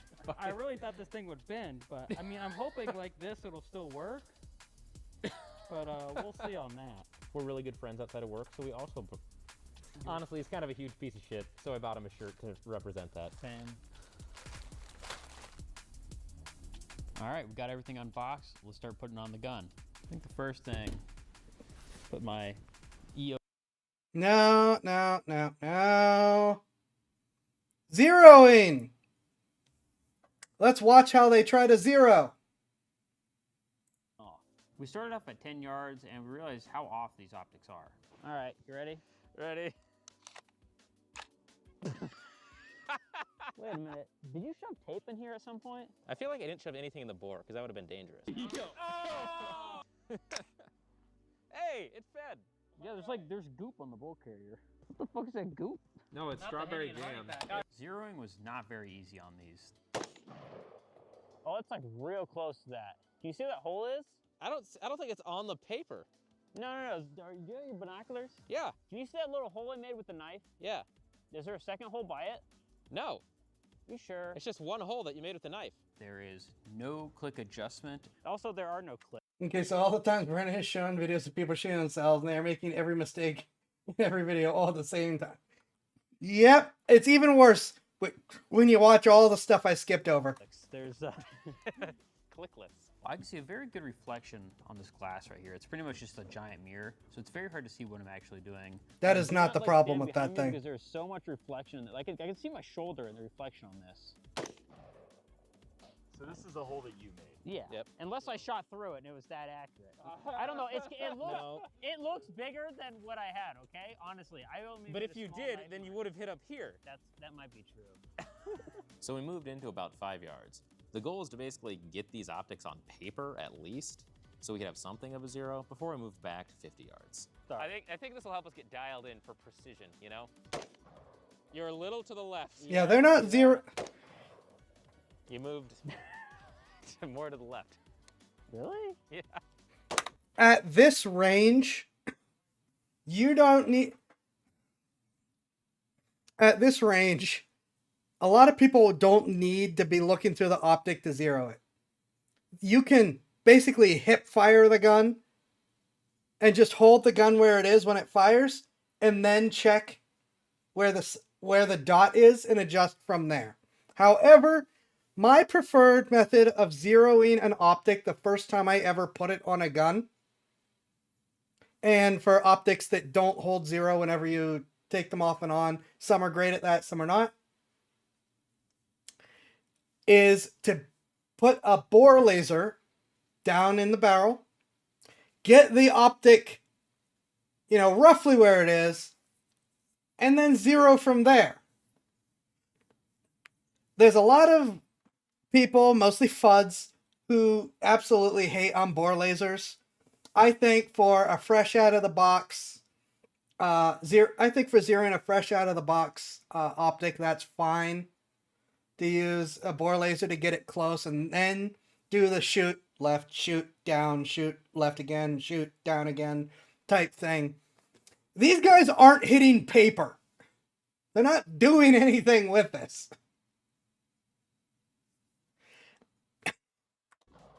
Slightly low on the bird. Yeah, it's close enough, I guess. I think you're good. All right, see where that laser lines up now. Oh yeah, that too. Doesn't stay on. Hey, that was actually pretty close. See, I don't know which one of these is elevation, which one is windage. Yep, no markings whatsoever, so I don't know where. Now you gotta go back to the left now. Yeah, back. Oh yeah. You want to give it a shot now? I do. Here you go. Oh, okay, sure. Low left. I feel like that's like a 4 MOA adjustment. Also, it should be So I gotta go up pretty obvious that maybe a these little two are bit probably now. trying to Should I go down a sabotage bit? each That's other. so close. Oh, that might be a lot, buddy. Okay, no, I think this is it. You were way off there. I don't know what you I just shot did. over there. Oh, okay, sure. After we got somewhat of a 0 at 5 yards, we moved back to 50. Now, let's see. We got somewhat of a 0 at 5 yards. So now we're going to try it at 50.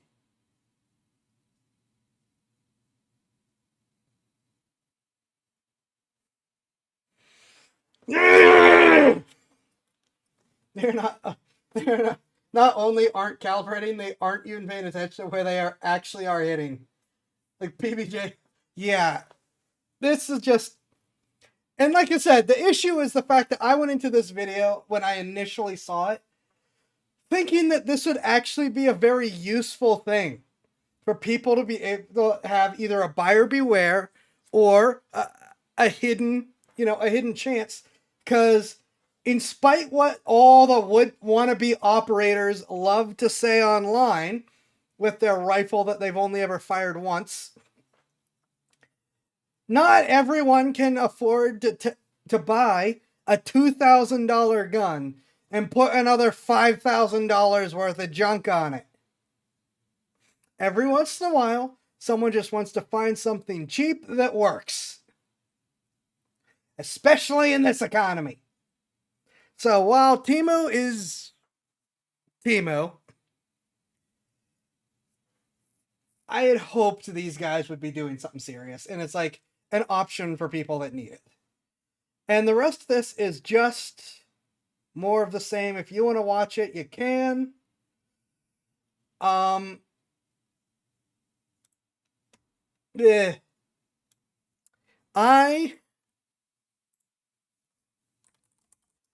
am just going to see what I can throw into a cart in 5 minutes.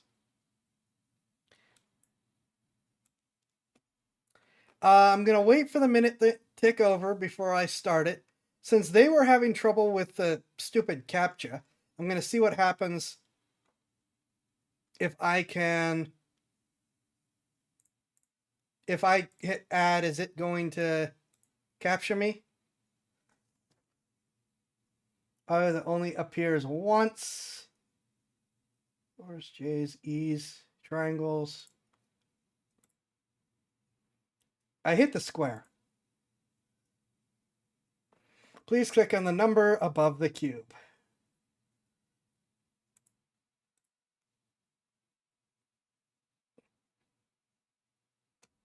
Oh, that's the issue, is they're trying to make them do sign-ups and stuff. Okay. I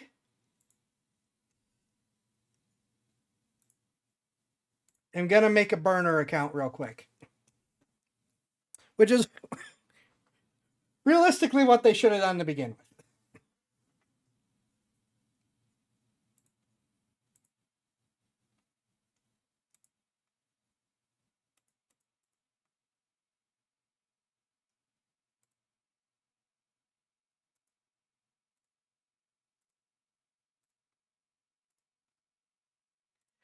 Where is my burner account generator? There it is.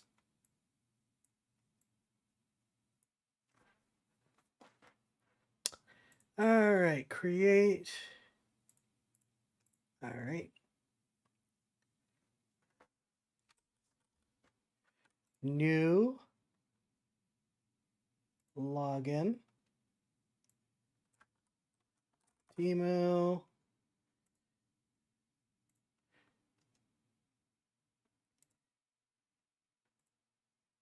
Oops, stop that.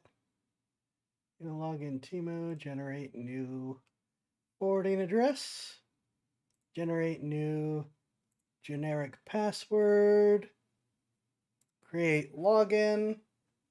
Goodbye, all accounts are burner accounts. They will all inevitably be set on.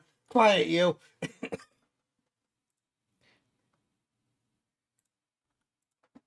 All right, so we're just gonna put in this junk email.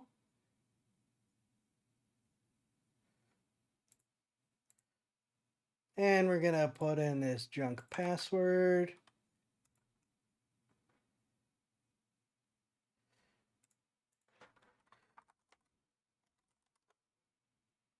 Verification code, because of course.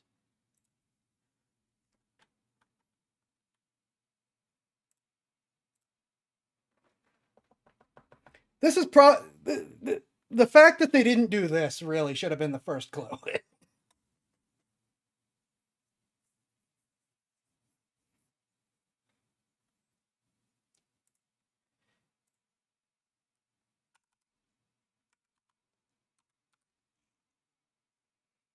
Here we go. We now have a burner email account, so it should stop checking for verification. We're going to do a quick test just to see. Still going to want me to do verification? No?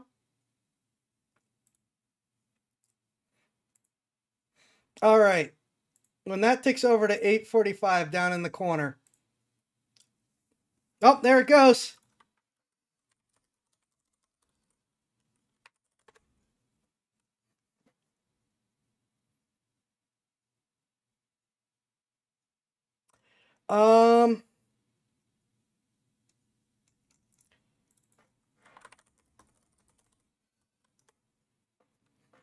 Do they have... Ah, that's nice. It's also expensive for Temu. So there we go. We have an optic with an iron.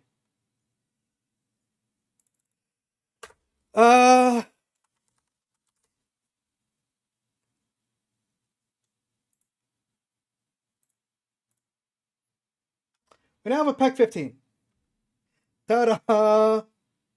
We have optic co-witness irons and a PEC 15. I guess night vision. Let's pick a tinny.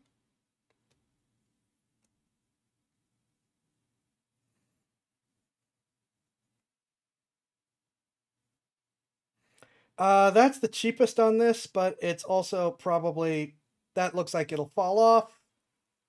So,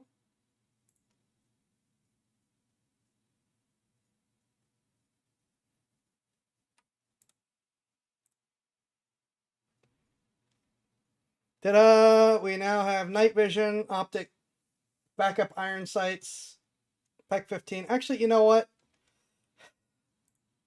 I don't... Bipod?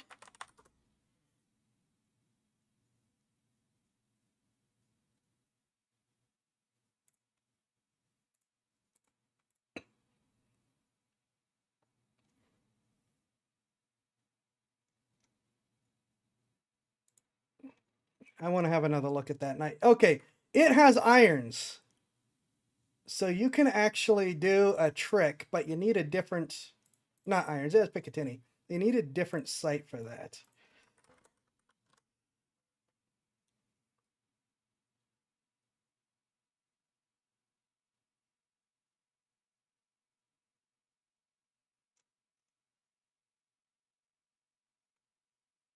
This is going to look a little janky if you ever put it on a rifle, but it actually works.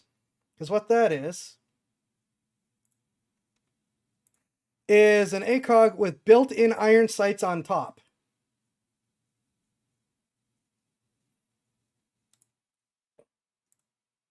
And so how these can work is you rotate the rifle for one, and then you do the correct position for the other. And in spite what it may look like and sound like, that is a reasonable configuration. So we now have iron sights, ACOG for regular day vision, bipod, night vision, PEC 15, which is light laser, infrared laser, which works with that. What else do we need? I mean, this kind of handles the riser on its own. You don't need another riser. I'm going to get a slight riser. Just a small riser. Get it a little bit taller. I don't like the super high relief because I like to be able to like hunch down and like have a really nice solid sight. So we are at 180 out of $250. Oh, and that's a quick release also, which is nice. Flashlight, 2 lasers. Well, we're at 849, so by the time I look for something else, we're done. But that's our card. I'm going to call that done. Bipod, quick release, riser, regular scope, iron sights, night vision, flashlight, infrared, and regular laser. In 4 minutes.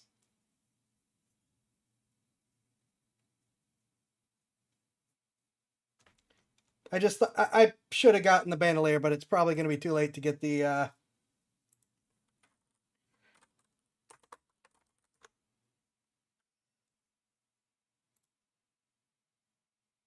just under the wire. And it's a better sling than either of them got. And I just sat talking for the last minute.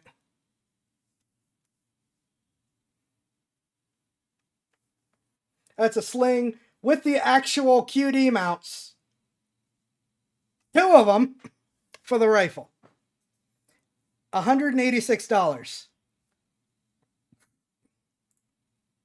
5 minutes.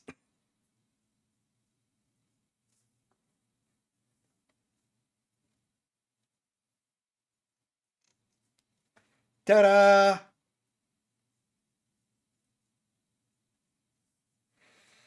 So I'm not going to buy this and I'm not going to test it because I don't feel like wasting $186. But chat, you guys tell me.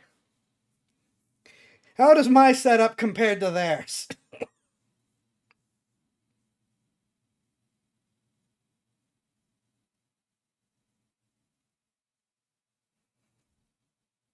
Extra $10 off 50 with zip. Is this another?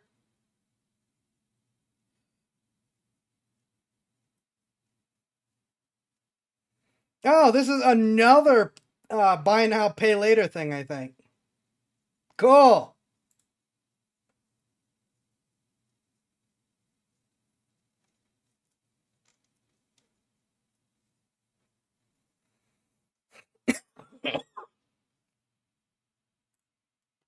So we've got a super duper knockoff PEC 15.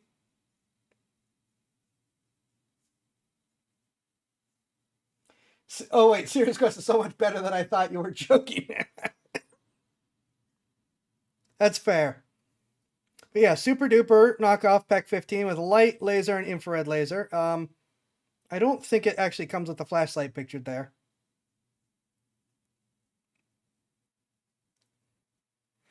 And again, it's another thing where you're paying $30 for it. It's not going to be amazing, but if you break it, you're not out $4,000. You've got night vision with Picatinny. I did not check to see what it's actually. Oh, you want one zoom. It absolutely doesn't use AI. But you want something that goes down to 1 zoom. Because a lot of cheap night vision actually doesn't. And it's like fixed it 5 times. Because it needs that magnification to get what little it can out of it. So 1X is actually nice. Yep, it's got Picatinny on both sides. It's a screwy system, but I mean, people use it with backups or alternate sites all the time. So you can't complain to me about, oh, that doesn't work that way. Bipod is a bipod. There's not a lot to say about it. There's no way those aren't really flimsy. ACOG is an ACOG. There's not a lot to say about it. I do like this trend of putting iron sights built into the ACOGs. Yeah, they're not adjustable 99% of the time, but it's just nice to have them.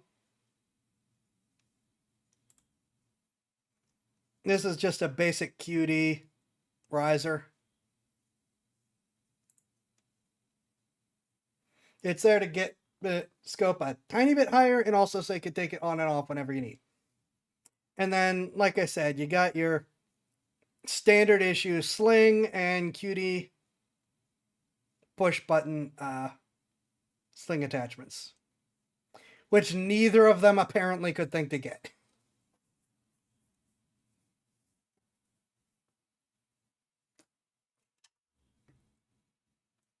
And I'm $64 under budget. Don't pay attention to items total. This is one of those things where they're never the listed price. They're always the discount price, even when it says last day.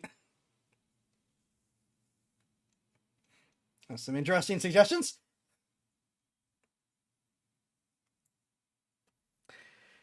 So yeah, there's our Temu test.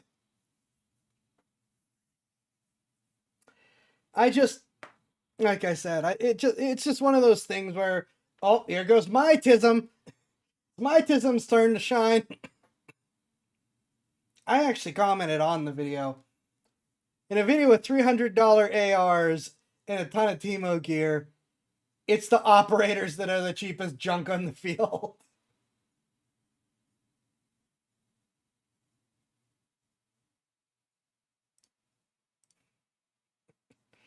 I am pleased with myself for thinking of that insult. So yeah, I just tism triggered, wanted to just get it out of my system. There we go. So that is that. I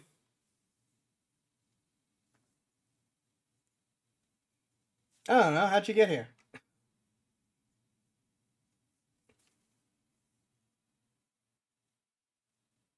I don't know. Don't blame me.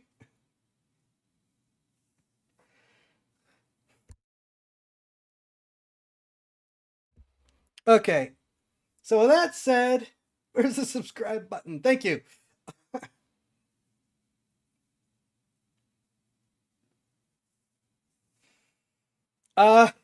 Welcome, and I hope you have some.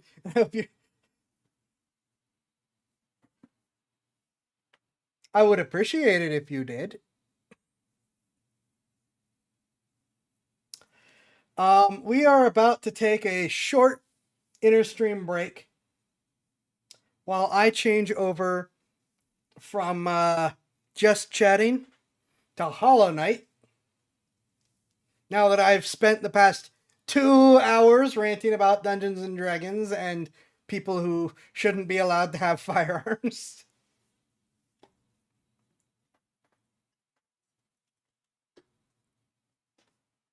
So I will see you guys in a couple minutes. I'm supposed to be doing thumbs up. I don't know why my hand tracking isn't doing that.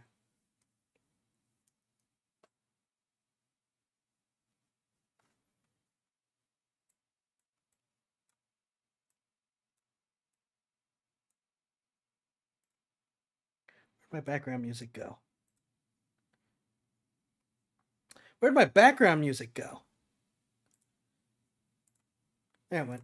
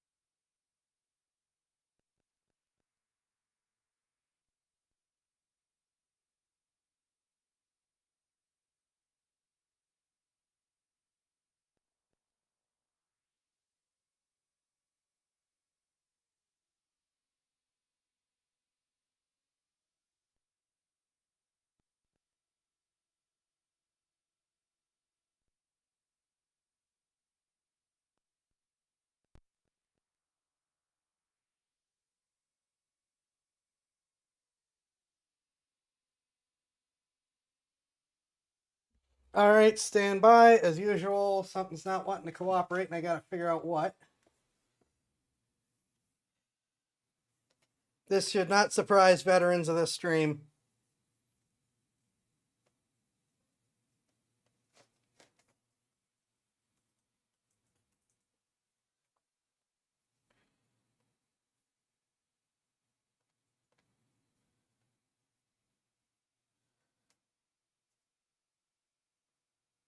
Come on.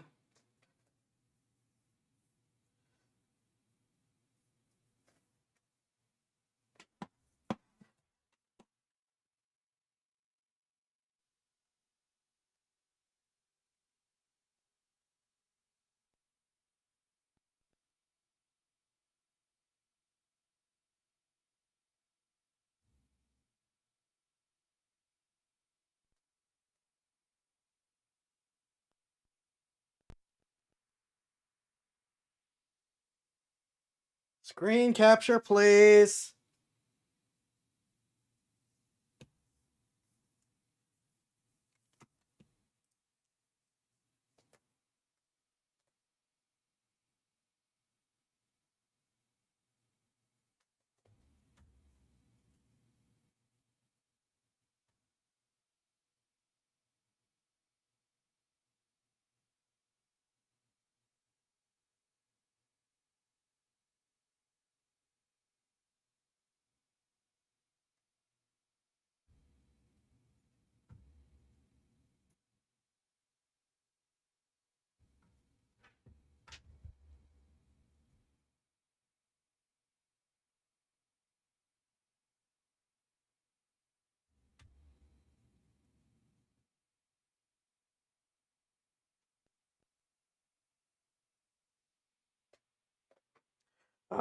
Why does this now say no support? It's been worked for forever.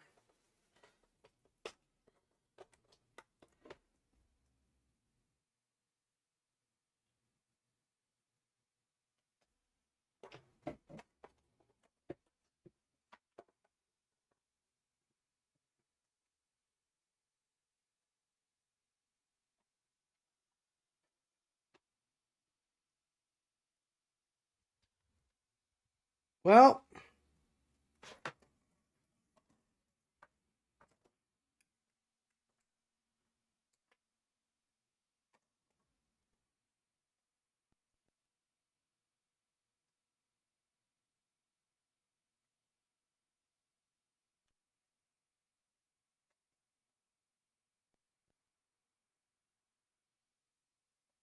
oh, sure, now it works. I don't even know what I like how the moment that I'm about to be like, all right, we're pulling wires, then it decides to work.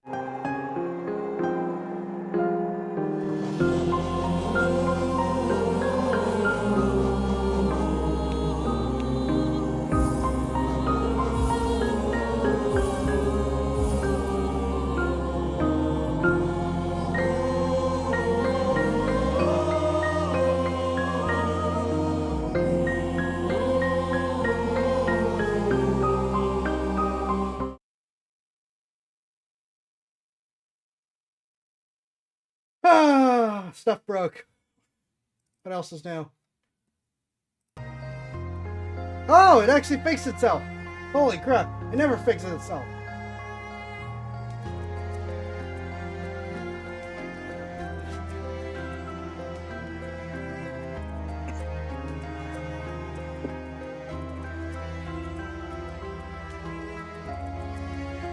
Unnormal Soup, thank you for the follow.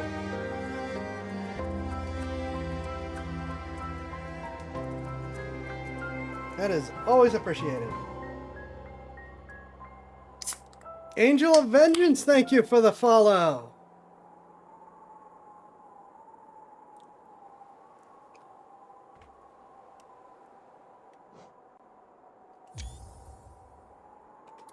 Red Panda Warrior.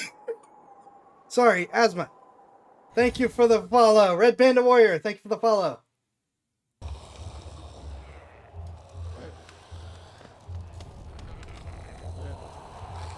Milo, thank you for the follow.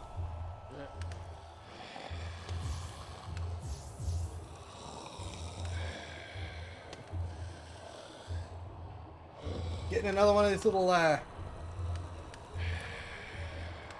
Darusha Fernando, thank you for the follow.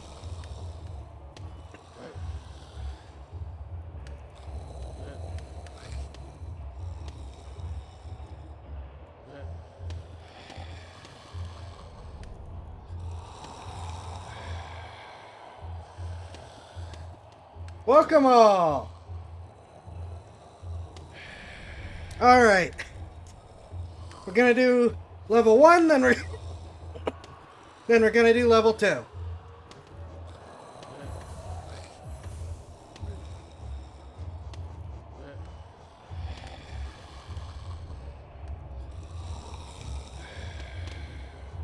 we're just gonna kind of do stupid stuff since we actually have the freedom to do that for once.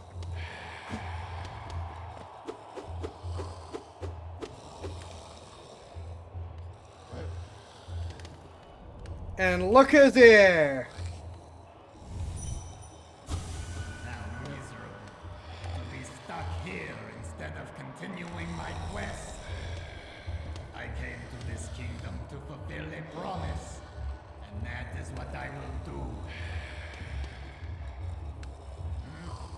What do you want, Cur? Have you come to laugh at me as well? Fools! Did you never consider that being trapped in this cage is precisely what I intended? Yes, by all means, release me into your arena. I exalt the mighty, and as soon as I draw my nail, Life Ender, your laughter will turn into terror! Now, I came. Leave me be, you lowly worm! I must rest before my great battle. Pray we do not meet in the arena.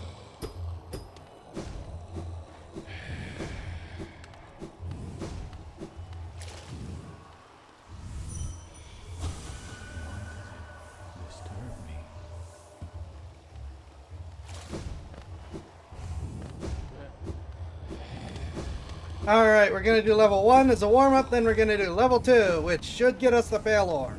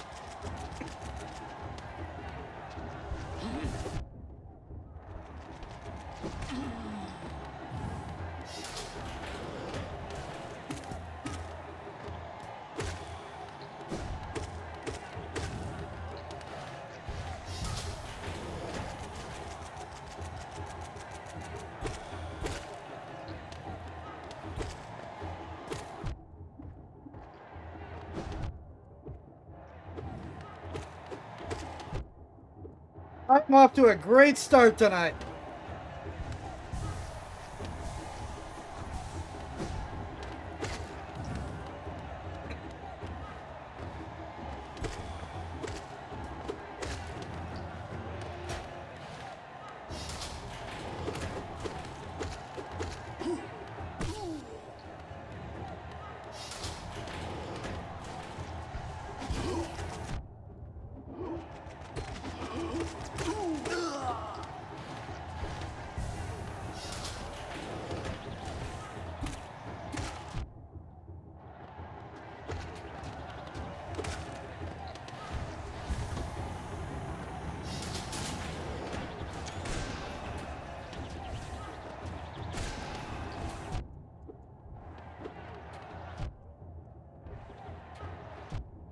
Come on! Oh my gosh, I hate you! I hate you!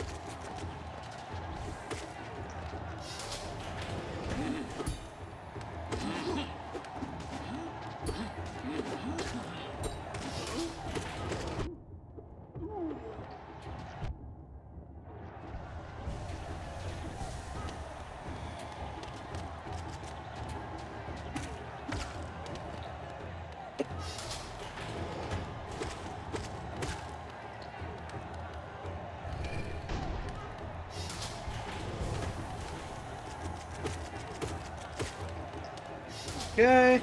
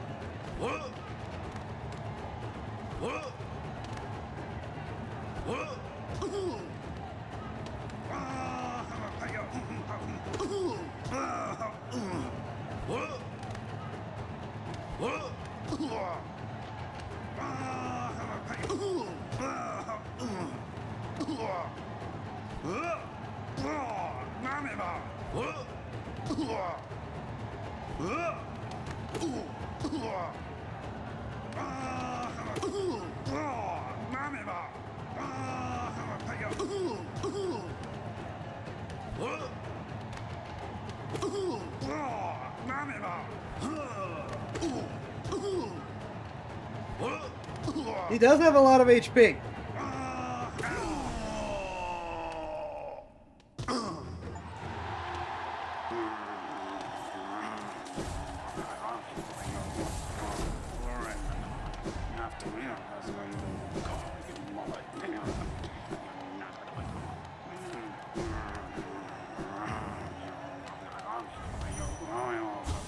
Go on, Kurt. Scurry away, lest I humiliate you further. Zod isn't a good fighter, but man can't take a hit to the face. Indeed. I will give him credit for, as a non-boss, because there's no way that qualifies as a boss fight, he does at least have a fairly good amount of HP. He can take a hit to the face and keep going for a while. Half the hits were his own, but still.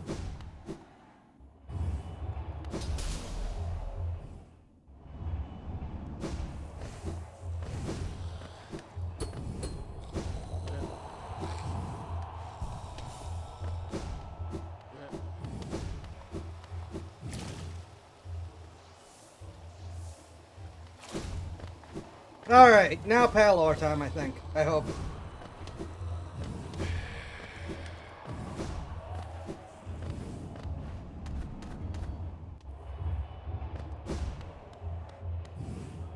Welcome back, warrior. To enter a trial, step over to the board and place your mark. From that point on, your destiny is your own.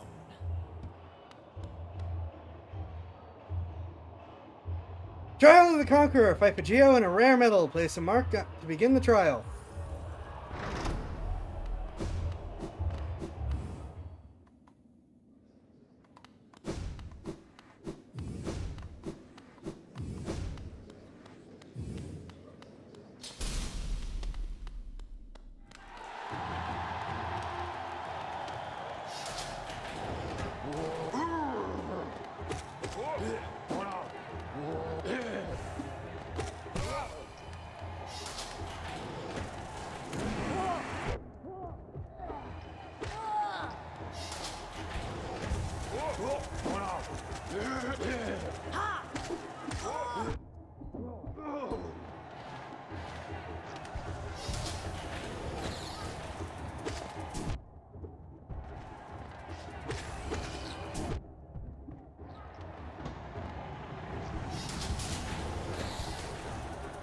Of course.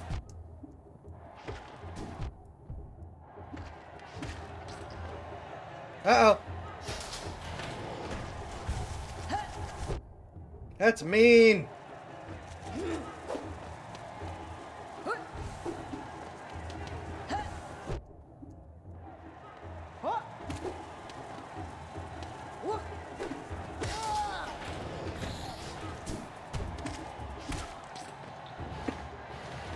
Thank you. No! You go away!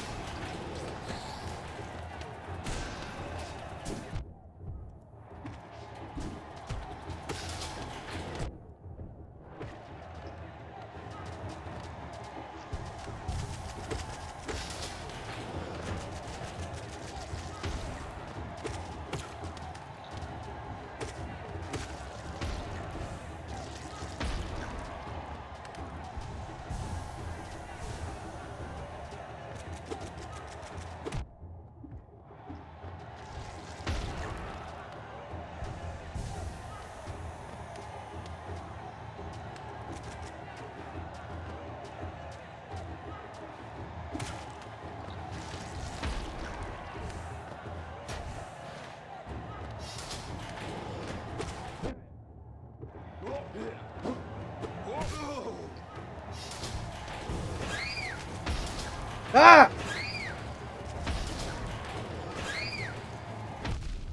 That's mean!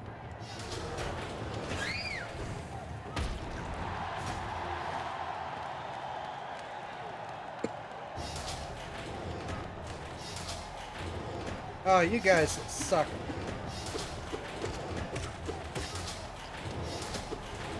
Stop sending so many, you...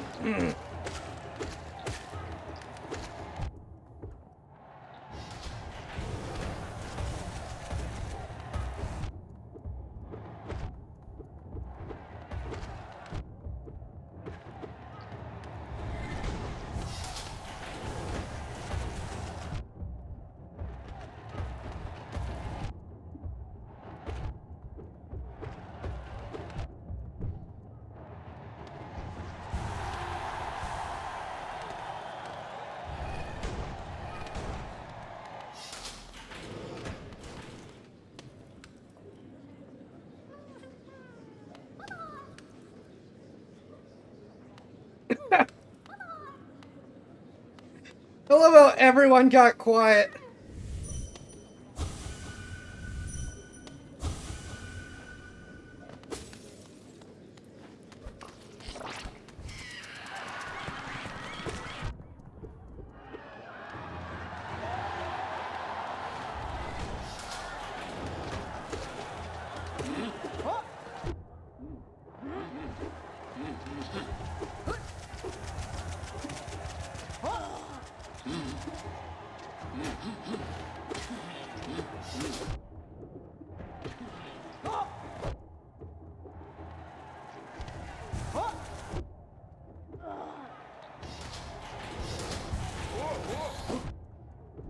I may actually have trouble here.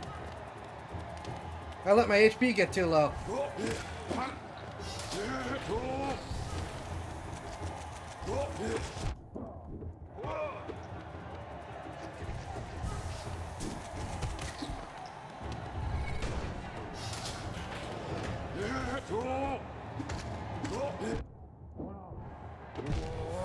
Oh, there we go.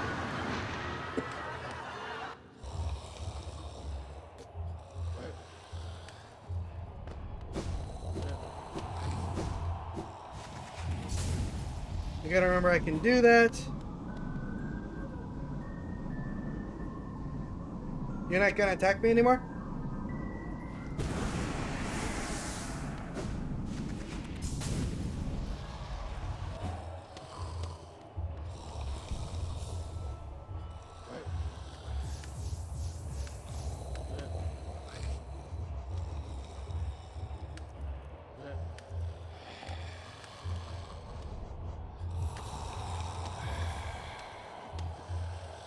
Builds resilience.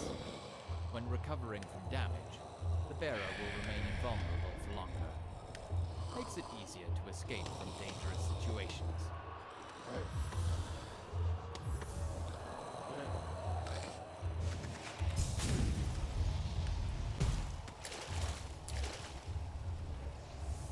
Do a sort of Radiance build practice while we do this.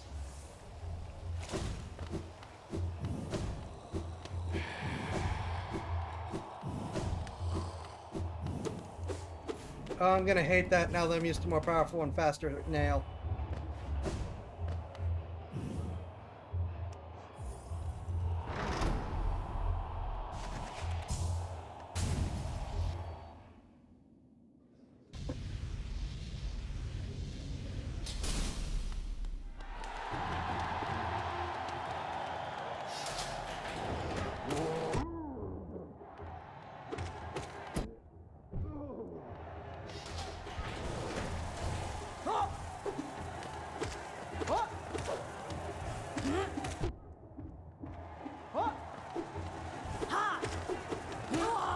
Oh yeah, I'm gonna hate this.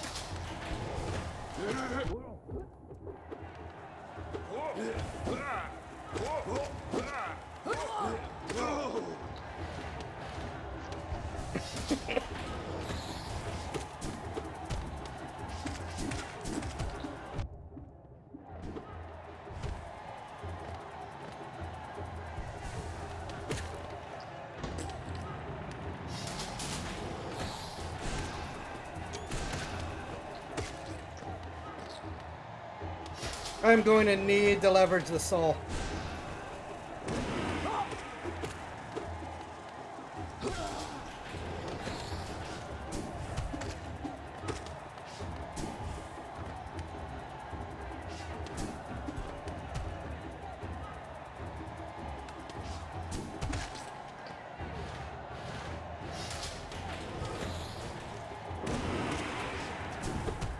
Nope, there we go.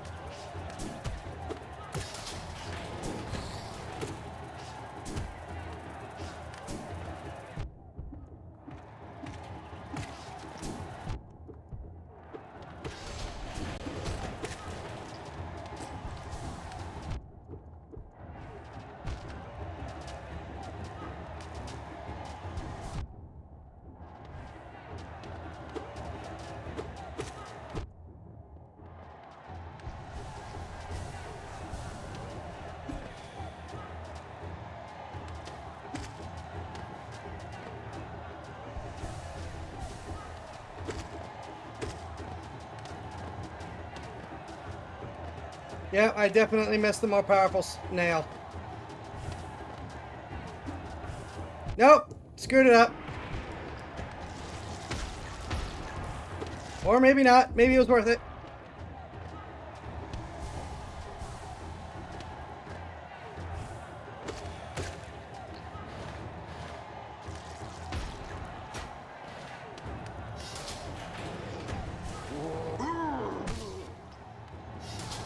Bye. I hate you. Come on!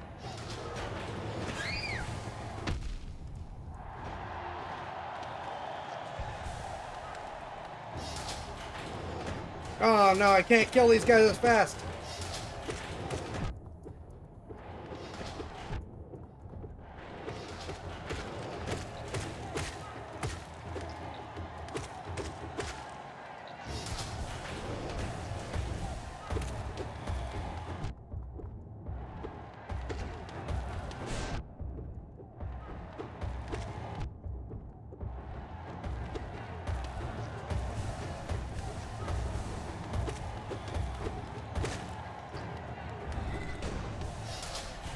What was that?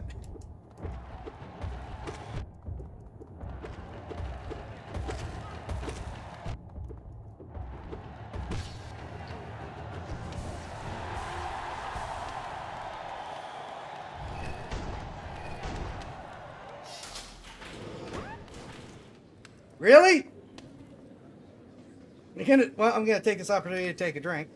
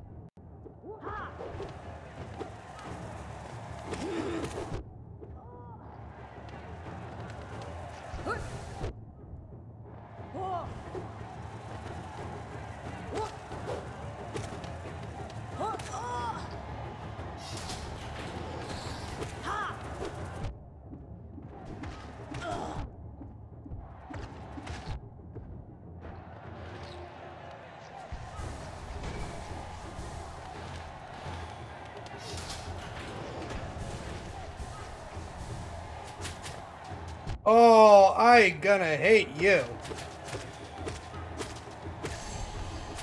And they take so many hits.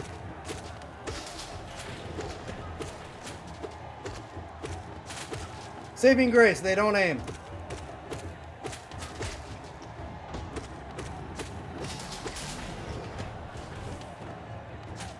Huh.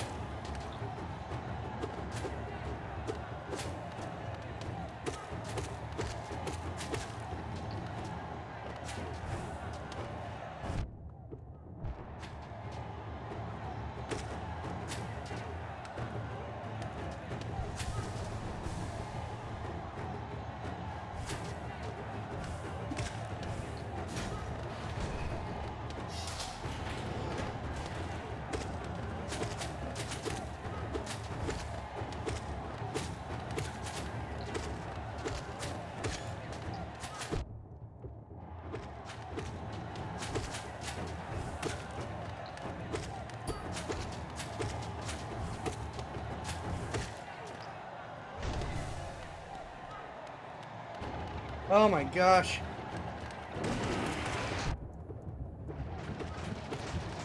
What?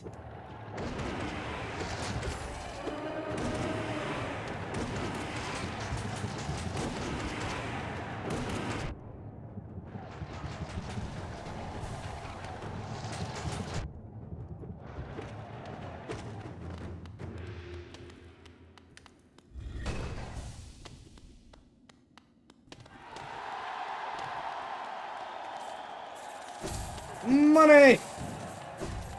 Payload, payload, payload, yes!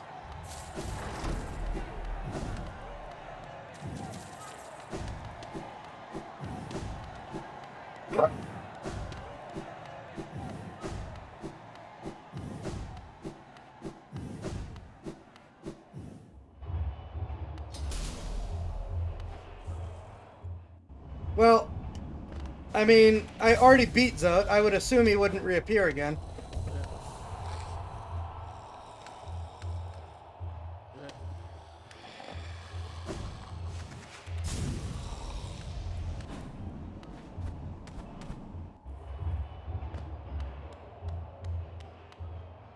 Welcome back, warrior. Make a contribution, and you can enter the trial of the fool. I'm not necessarily going to do it, but I'm curious what it says. Very well then. A new trial is open to you. I hope your performance is spectacular. Lord Fool, give me another chance. I'll prove my strength to you. Trial of the Fool. Fight for Geo and the glory of being a fool. Please. No. Alright.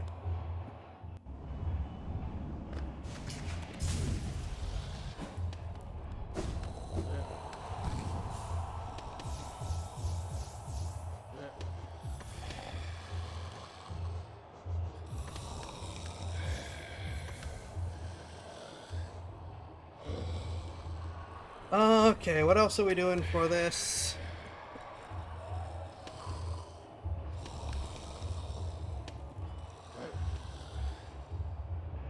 Oh wait, I need the map, duh.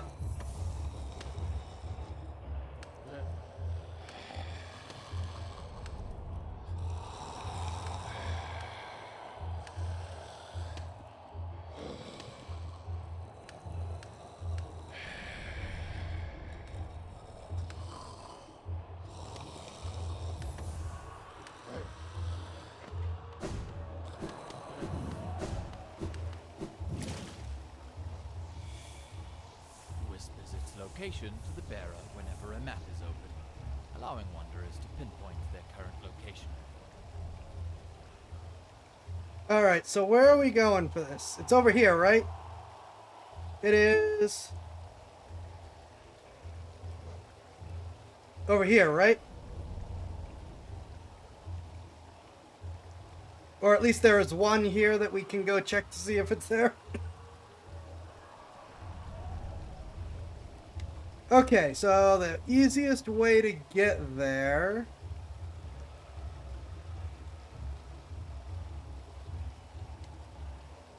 looks like it's just from the palace grounds. Over and up and over.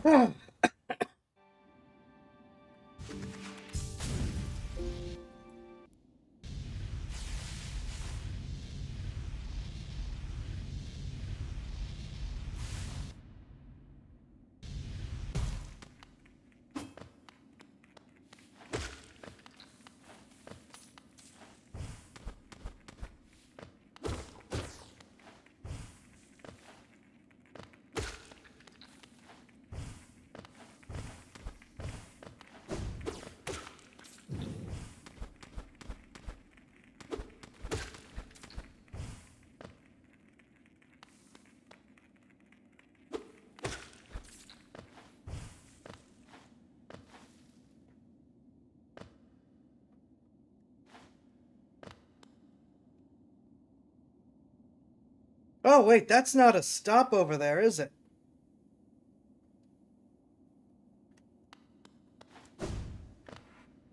This travels through, but it doesn't actually have a stop there.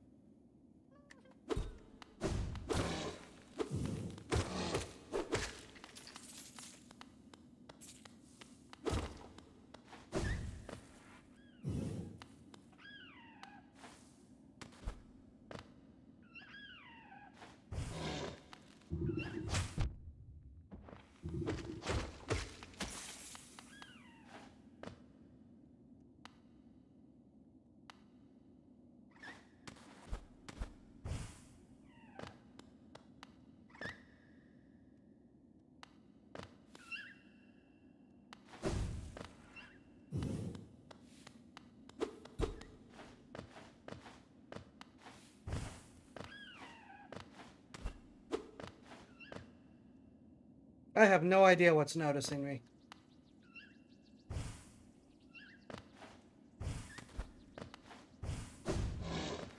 Oh, here we go.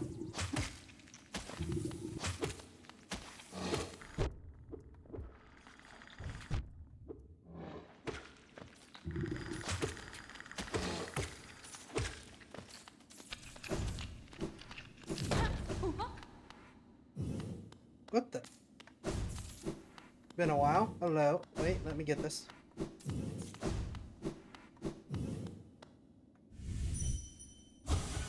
could only hide. What warrior am I? My friend, you dealt with all of those beasts? I'm ashamed to say, I was hiding. Those ghastly things chased me and I ran. If you hadn't come along, who knows if I'd ever have survived. Others take me for a fearsome warrior, what with my impressive size. But this kingdom's beasts?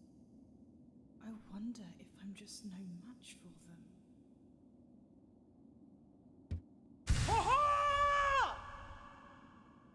Enough! I cannot wallow in my weakness.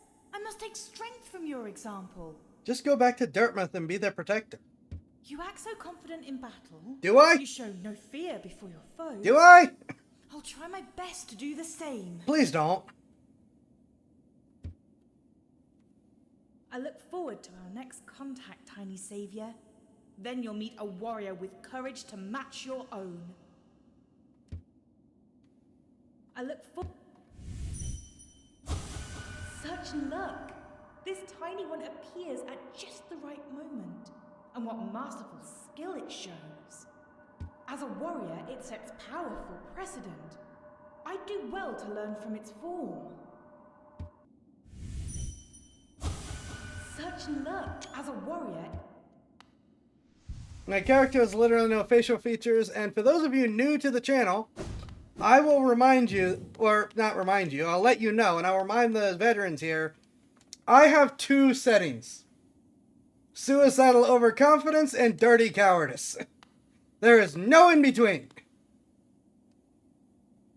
Thankfully, she was stuck here during the Trader Lord, otherwise she dies helping. Oh. Yeah, I'm glad then.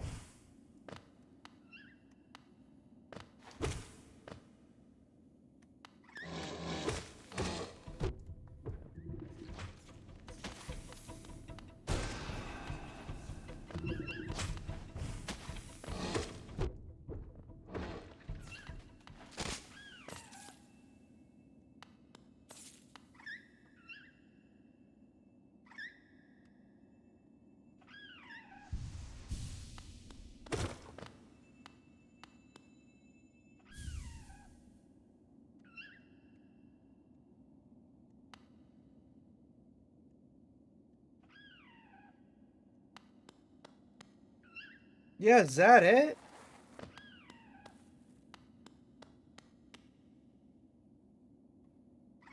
Nope, I'm not bothering.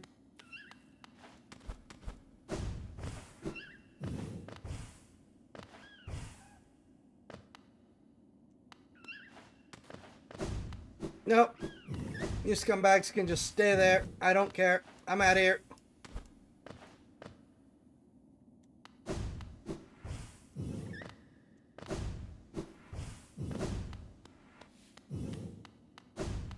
Yep, time to go see a man about a nail.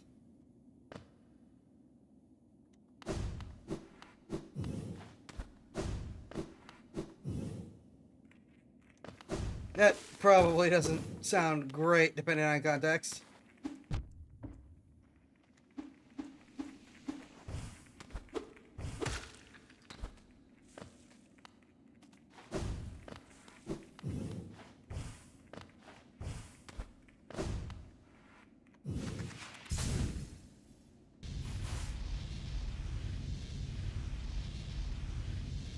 I have no idea how I saved it.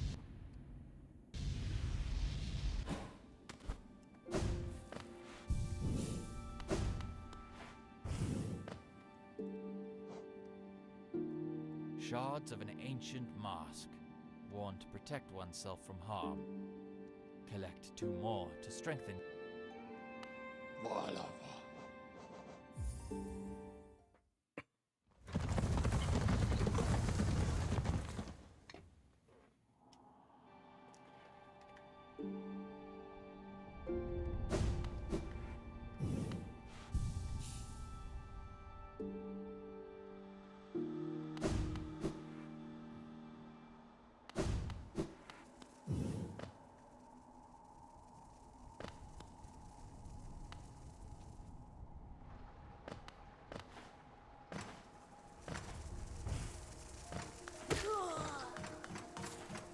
For a second with the silence, I thought something had changed.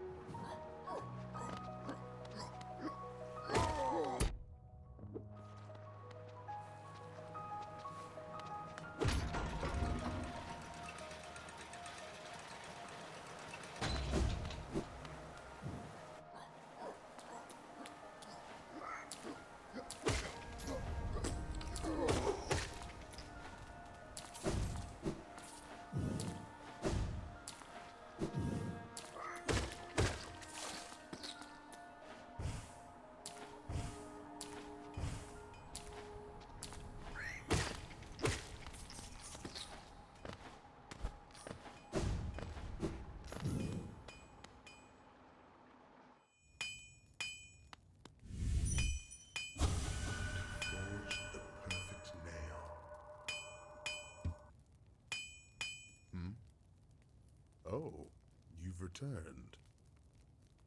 I see you have some pale ore. A rare, fine metal that. Give me the ore and some geo for my efforts, and I'll reforge your nail to make it stronger. And you guys poo-pooed me for continuing to obsessively collect geo.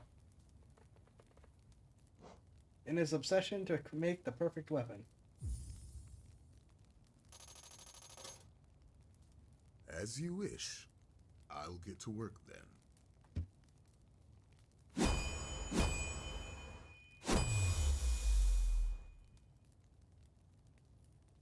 It's done.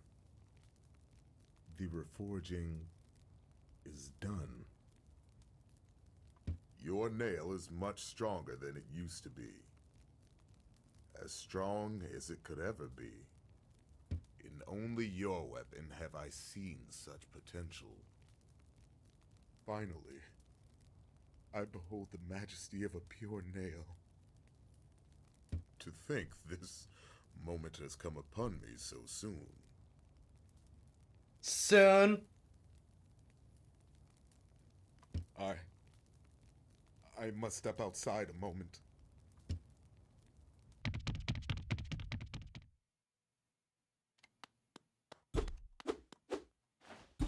Cold Forge is not a good sign. Please don't. My life's work achieved. What more is left? Please don't. With the pure nail forged, my work in this lifetime comes to an end. My only remaining desire is to see and feel the nail strike true. I beg you, cut me down. It's my final moment in life. I want to taste the blade's exquisite edge. After all this time, all this toil, haven't I earned it?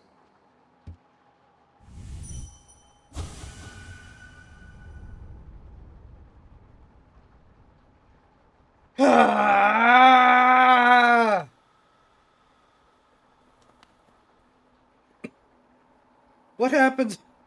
What happens if I just leave him here?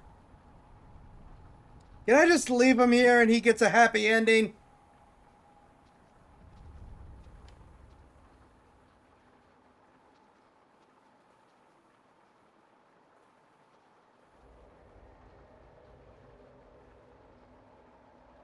He is very upset with you.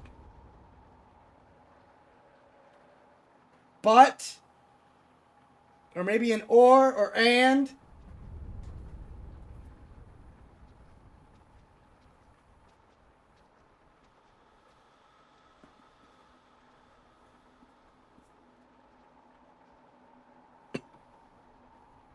Talk to your nail master. Does something happen with the nail master? Hold on.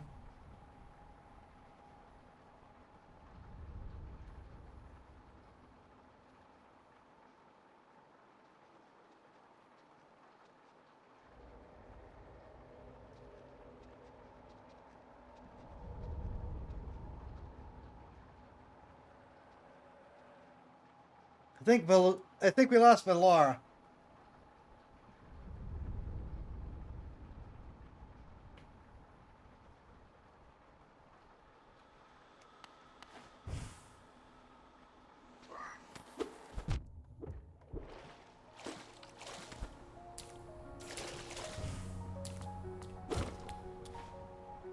All right.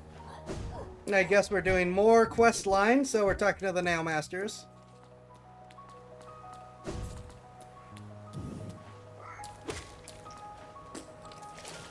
It is at the very least something to do other than continuing to fight the Radiants on repeat. I can also go sell my last stuff to that guy. See if he gives me any more lore.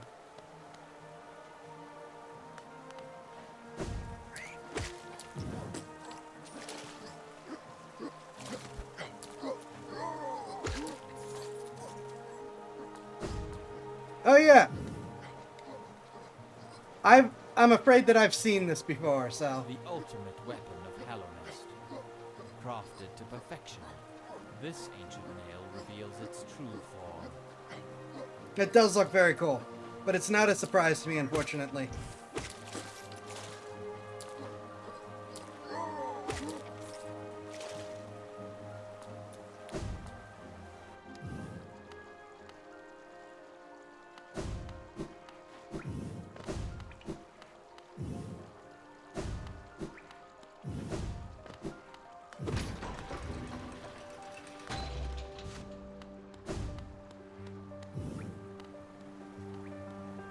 Velmi Ardred. An icon of Hallownest's king, who was revered as both a god and a ruler, made out of a mysterious white material. These are rare and very valuable. If you'll sell it to me, I'll pay a good price. Actually, let's do this first. This short one's got an odd look about it, though vaguely familiar. Velmi Ardred. An icon of Hallownest's king. A king's idol. With as many of these as you've delivered, the other relic seekers are like to think I've gone mad for the king. Huh, who am I kidding? They'll only be jealous of my collection. Find me more. Looks like you don't have any relics on you. If you manage to find any in good condition, bring them to me, and I'll give you a fair amount of geo for them.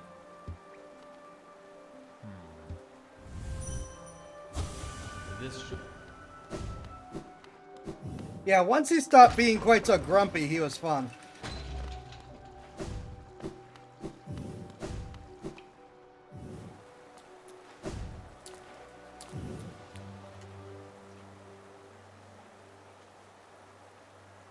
Memorial to the Hollow Knight. In the black vault far above, through its sacrifice, Hallownest lasts eternal.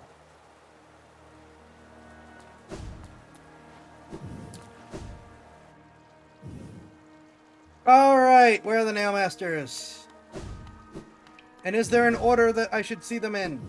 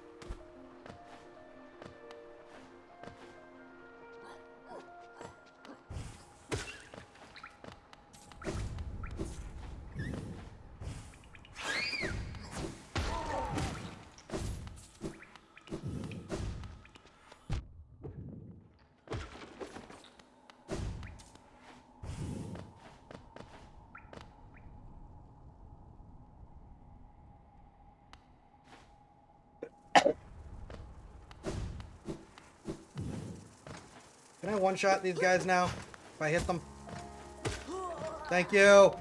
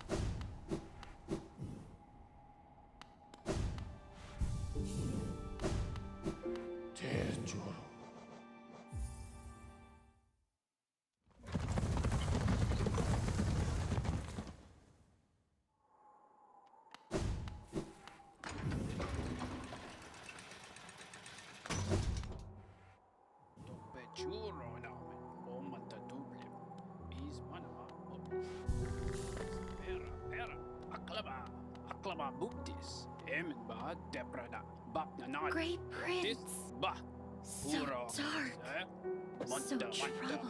troubled.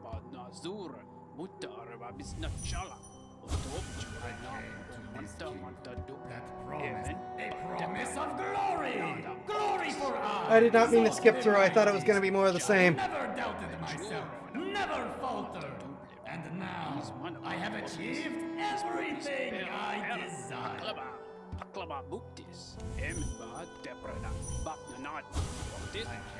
That promise I made. A promise.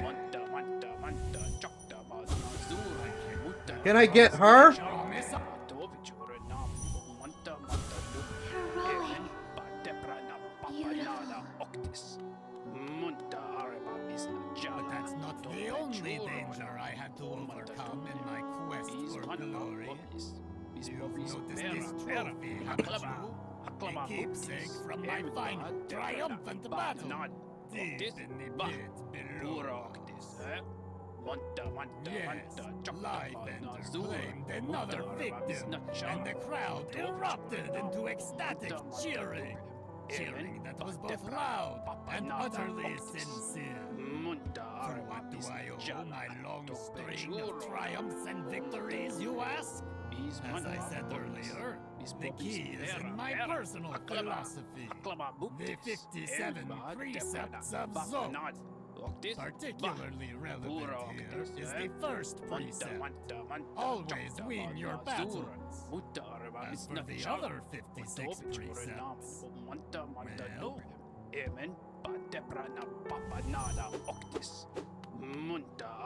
Precept 2. Never let them laugh at you. Fools laugh at everything, even at their superiors. But beware, laughter isn't harmless. Laughter spreads like a disease, and soon everyone is laughing at you. You need to strike at the source of this perverse merriment quickly to stop it from spreading. Precept 3. Always be rested. Fighting and adventuring take their toll on your body. When you rest, your body strengthens and repairs itself. The longer you rest, the stronger you become. Precept 4. Forget your past. The past is painful, and thinking about your past can only bring you misery. Think about something else instead, such as the future, or some food. Precept 5. Strength beats strength. Is your opponent strong? No matter. Simply overcome their strength with even more strength, and they'll soon be defeated. Precept 6. Choose your own fate. Our elders teach us that our fate is chosen for us before we are even born. I disagree. Precept 7. Mourn not the dead. When we die, do things get better for us or worse?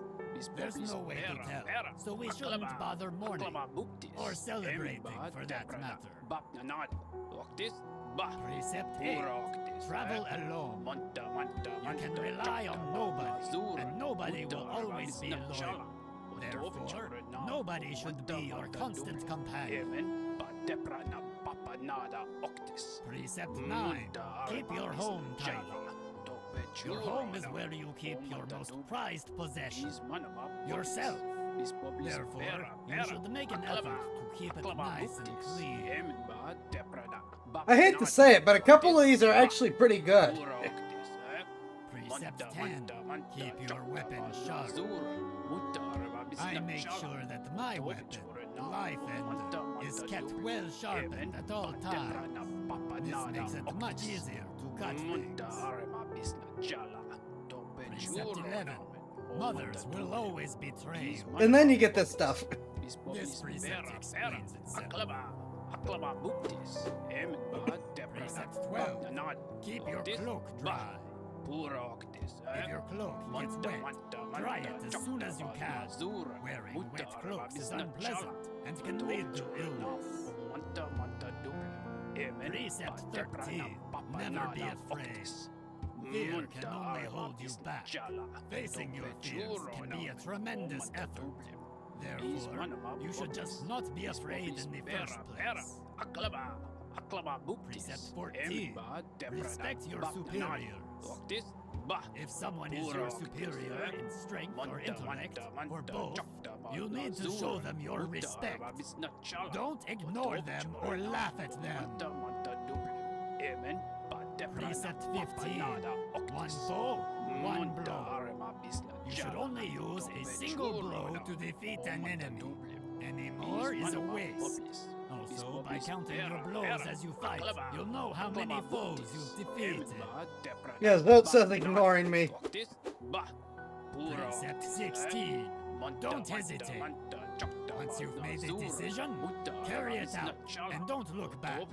You'll achieve much more this way. Precept 17. Believe in your strength. Others may doubt you, but there's someone you can always trust. Yourself.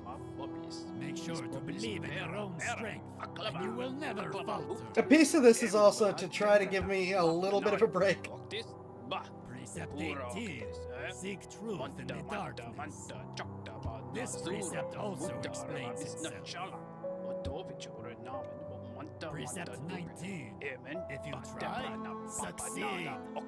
If you're going to attempt something, make sure you achieve it. If you do not succeed, then you have actually failed. Avoid this at all costs. Precept 20. Speak only the truth. When speaking to someone, it is courteous and also efficient to speak truthfully. Beware, though, that speaking truthfully may make you enemies. This is something you'll have to bear. Says the guy lying about everything. Oh, goody. The Grey Prince. Heaving heavy breaths, flush from the exertion of battle, the figure emerged from the well. Triumph was his, and the trophy he bore to prove it, the fearsome skull of his vanquished opponent. Startling warning he brought to the village, one that rung so true. Their white savior thought a hero by the bugs was a vicious beast, and this shrouded Grey Prince was in truth the hero deserved.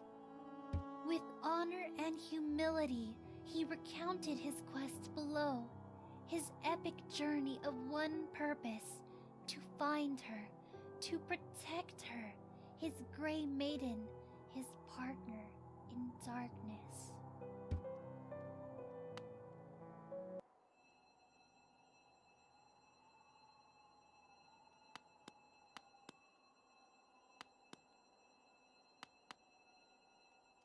We'll come back and deal with you later. Precept 21. Be aware of your surroundings. Don't just walk along staring at the ground. You need to look up every so often to make sure nothing takes you by surprise.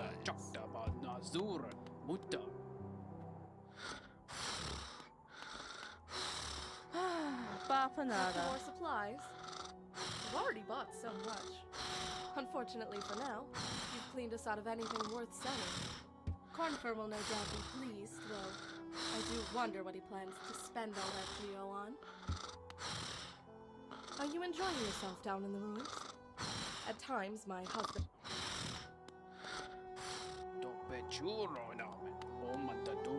Precept 22. Abandon the nest. As soon as I could, I left my birthplace and made my way out into the world. Do not linger in the nest. There is nothing for you there. Precept 23. Identify the foe's weak point. Every foe you encounter has a weak point, such as a crack in their shell or being asleep. You must constantly be alert and scrutinizing your enemy to detect their weakness. Feeling tired? That bench may be iron, but I assure you it's quite comfortable. Plus, I enjoy descending. Yay! She's protecting the village. We'll go talk to her in a sec.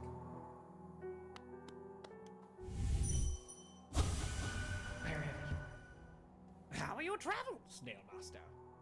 As time goes by, I'm sure you'll only grow stronger. If you see your fellow Nail Masters again, tell them I carry them in my thoughts always. And that they should come and buy something from their old teacher as a mark of respect. Okay, you don't have something to say? Alright. I am out of snoozes, and Twitch is gonna foist an ad on me in 3 minutes if I don't hit go first. So we are going to pause for a couple minutes. I'm gonna let Twitch run its ad.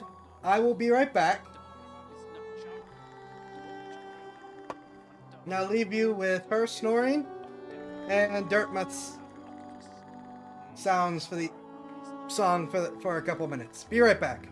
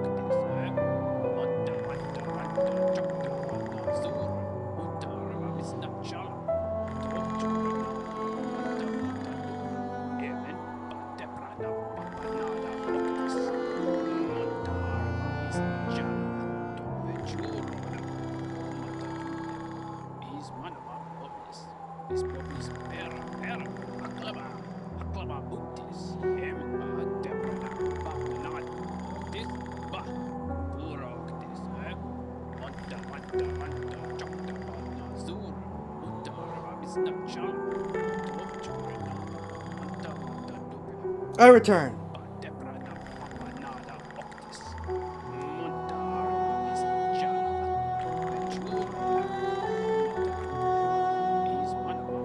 Man, I can't get over that rogue subclass. That's such a powerful subclass with casters. If you do multi-class as a caster, though, it does cost you. You won't get your last level of spells until level 20, and it's already a tough wait just to get the final 9th level spells. So, you know, you do gotta watch that.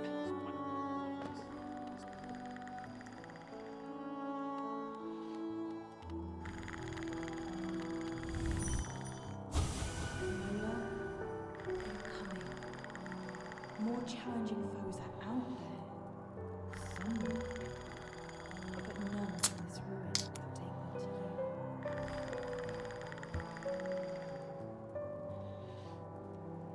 Huh? Ah, Tiny Warrior. I'm glad I could see you again. You've inspired me.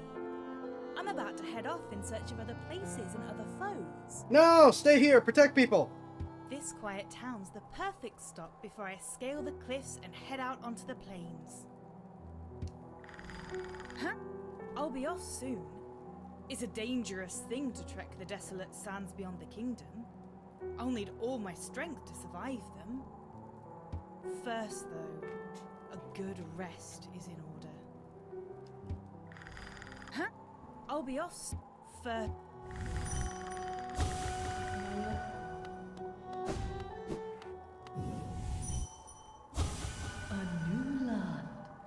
Different from the last. How many more will we see? The roads between are dark and long, but the Master's light will always guide us.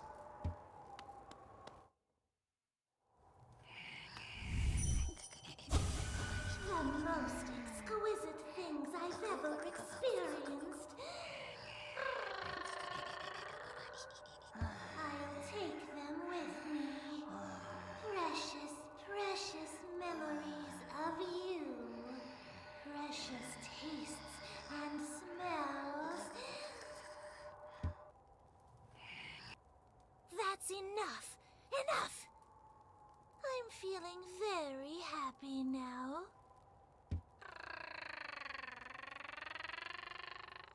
Now I can follow Master. Not too scared. Is that? Yeah, just a tad. All right.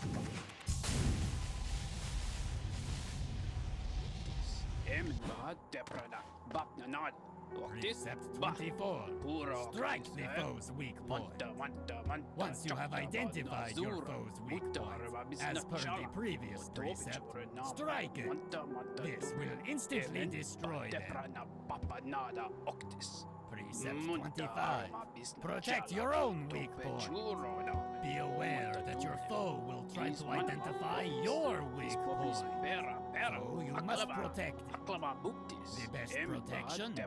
Never having a weak point in the first place.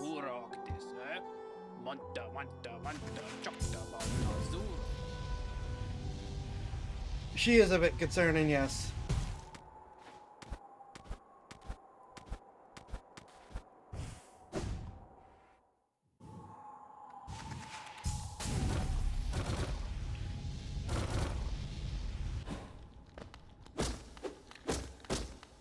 I'm going to immediately lose these again.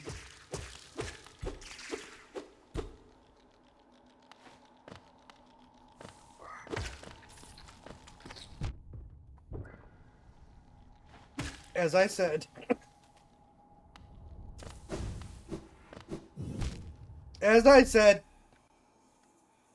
I was going the wrong way anyways.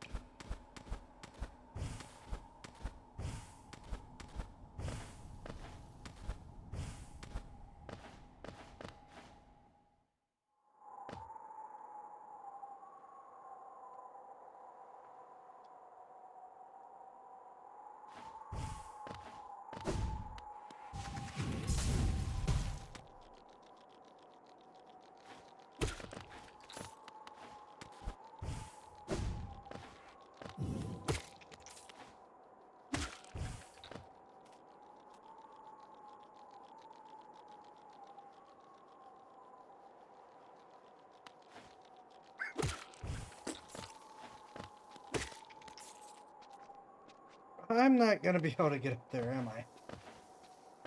No.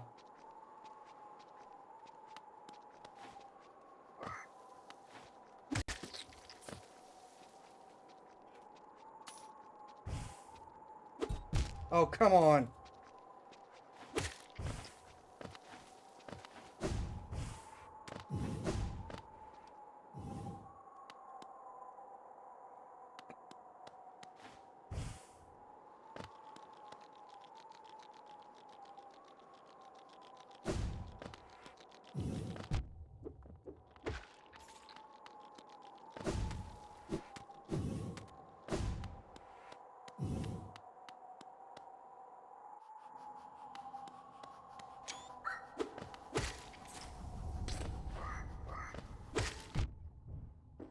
I'm in the wrong place. This isn't the right place.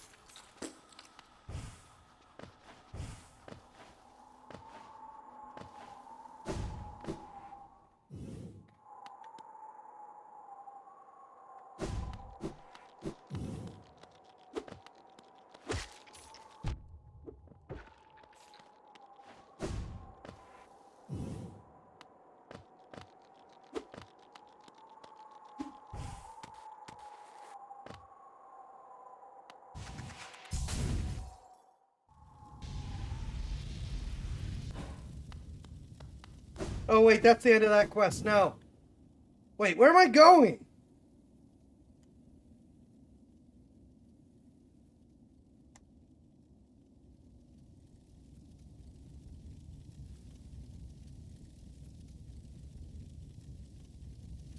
Oh, he's at the freaking bench. I'm stupid.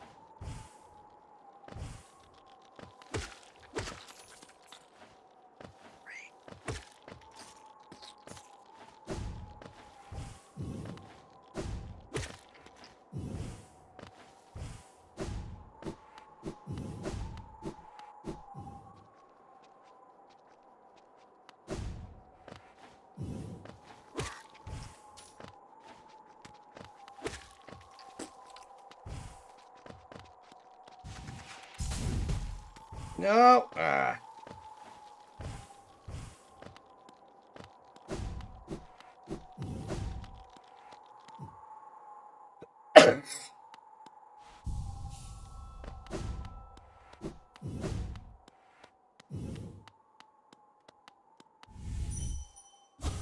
My brother, Shio. How fare you in that green kingdom of thorns you call home? Do you ever close your eyes and remember the time we spent together with Oro and our master? I like to think you do. My pupil, you've come to visit your old master. This is an honor I scarcely deserve. Please, sit. You are always welcome to meditate here with me. Okay, no comment on the sword.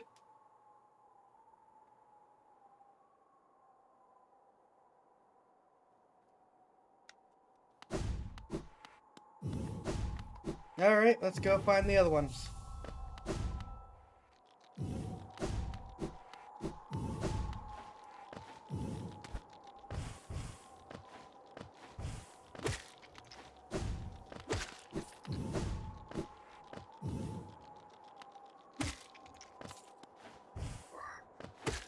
Alright, Shio's the one in Green Path then, right?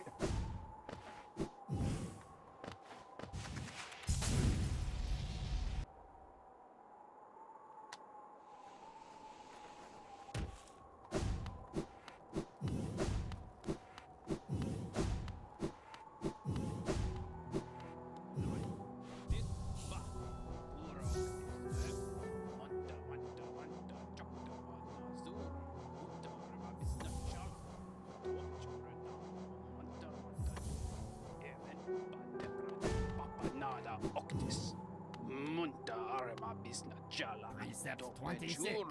Don't trust your reflection.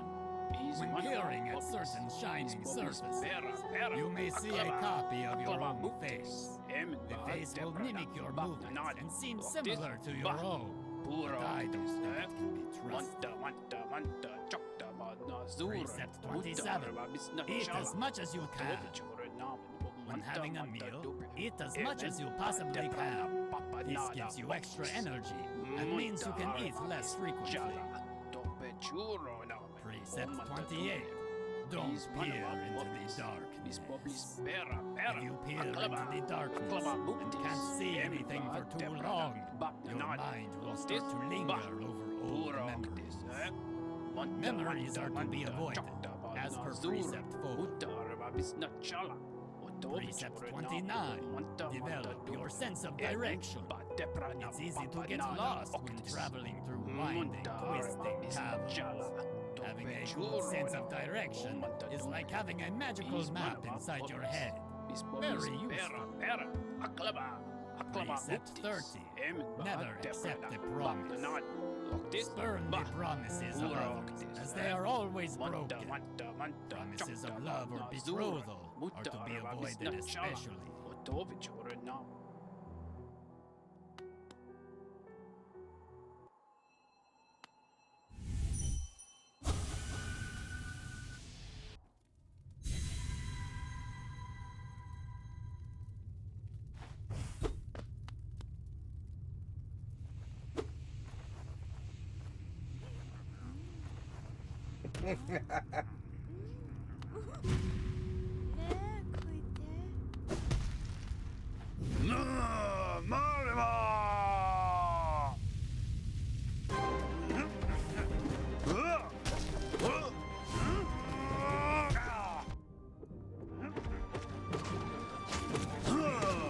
I do it all for you.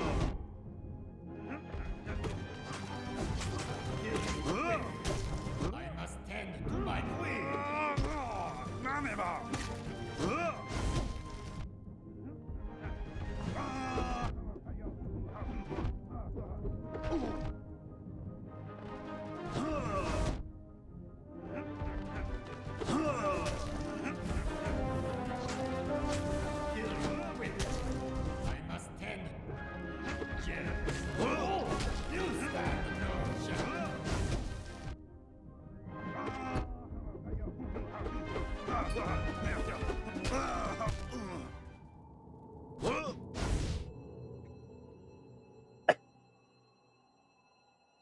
I got an idea.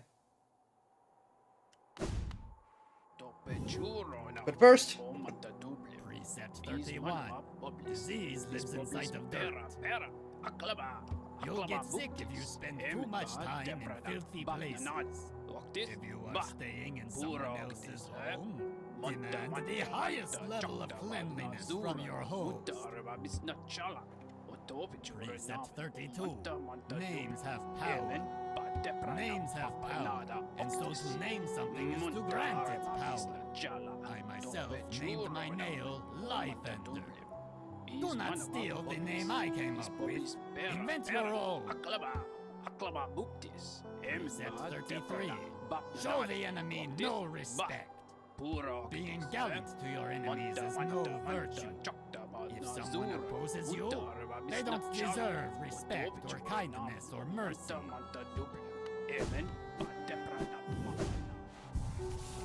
if he's gonna do it, I can do it too.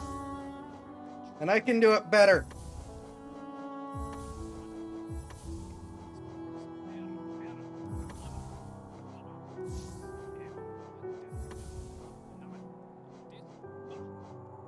Actually, you know what?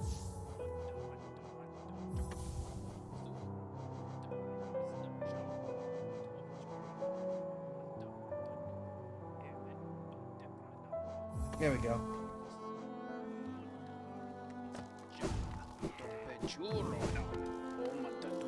Precept 34. Don't eat immediately before sleeping. This can cause restlessness and indigestion. It's just common sense. Precept 35. Up is up, down is down. If you fall over in the darkness, it can be easy to lose your bearing and forget which way is up. Keep this precept in mind.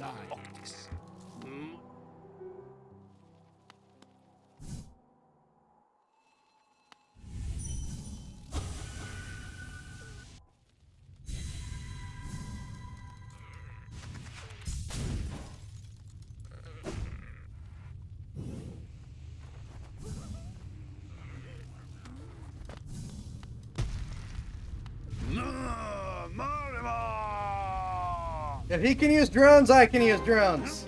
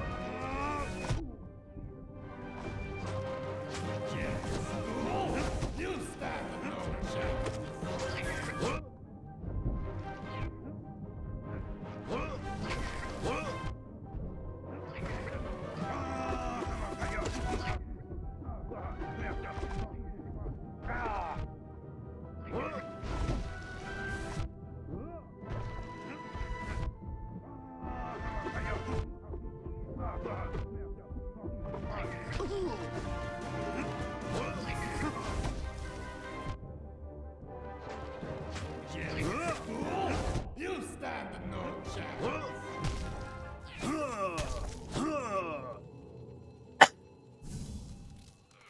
He is, in fact, a tough opponent in his own dreams.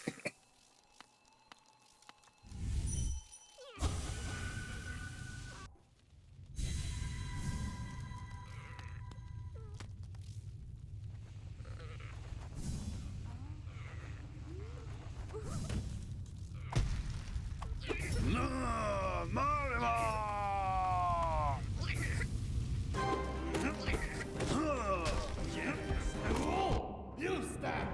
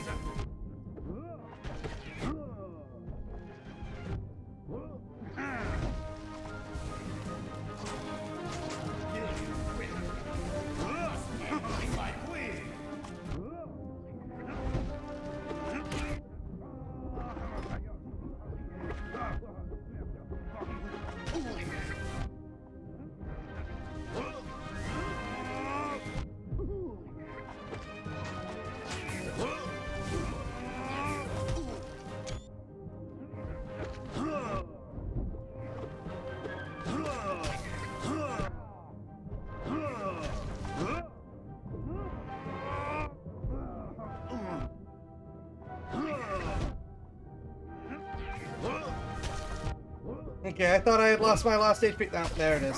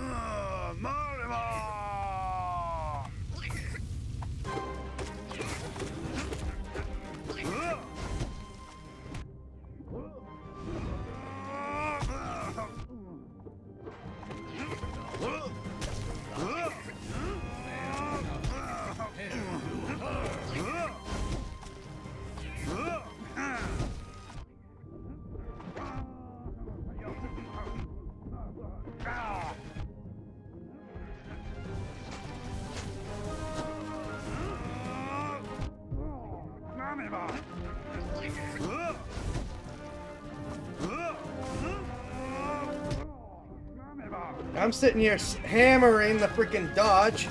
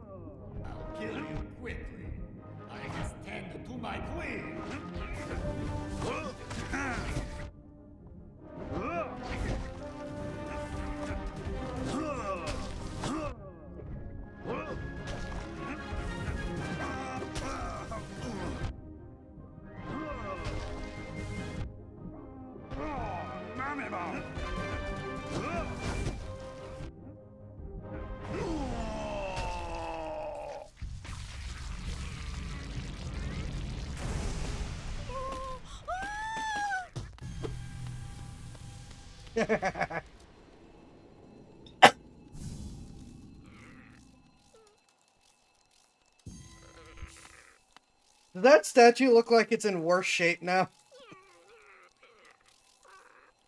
And if you think he's tough now, he does double damage after your first win and triple after your second and so on to your sixth, where he becomes an insta-kill and he gets more health every... Oh my gosh.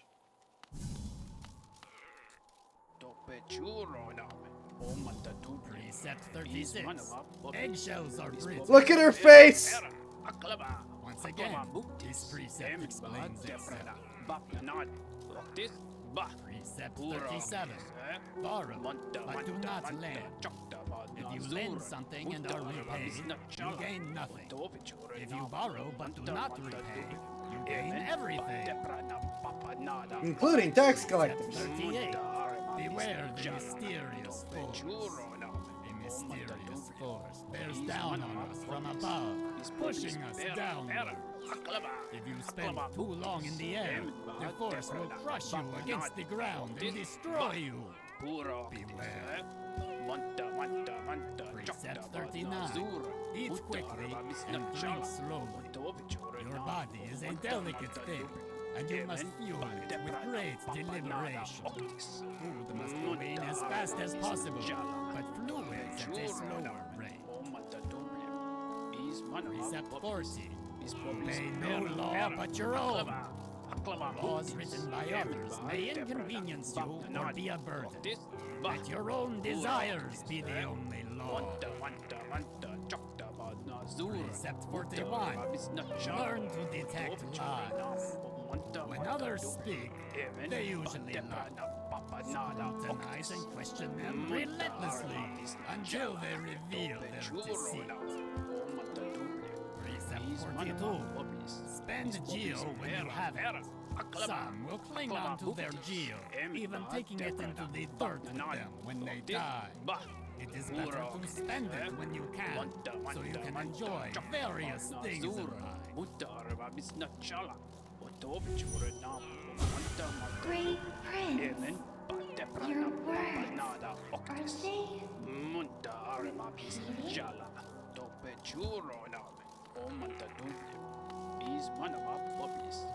No, I can't talk to her again.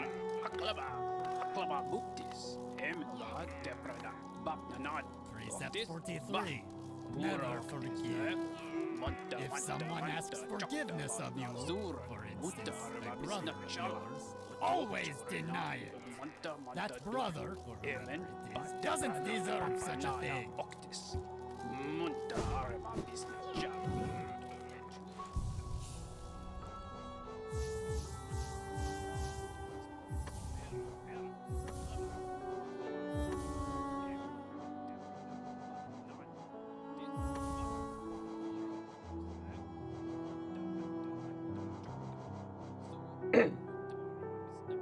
Each time you beat the Grey Prince, she sees more cracks in Zut's facade. Excellent. Excellent.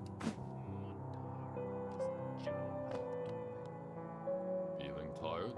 Plus, Precept 44. You cannot breathe water. Water is refreshing, but if you try to breathe it, you are in for a nasty shock. Precept 45. One thing is not another. This one should be obvious, but I've had others try to argue that one thing, which is clearly what it is and not something else, is actually some other thing, which it isn't.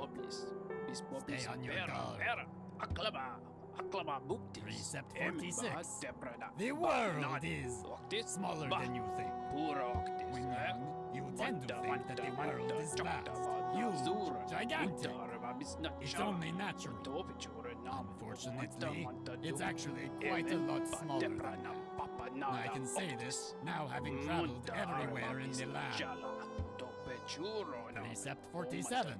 Make your own weapon. Only you know exactly what is needed in your weapon. I myself fashioned Lifeender from shellwood at a young age. It has never failed me, nor I it.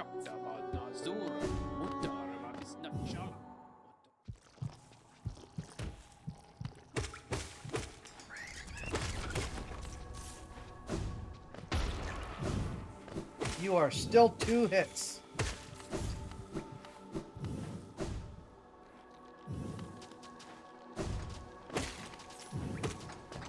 You are still 2 hits. No.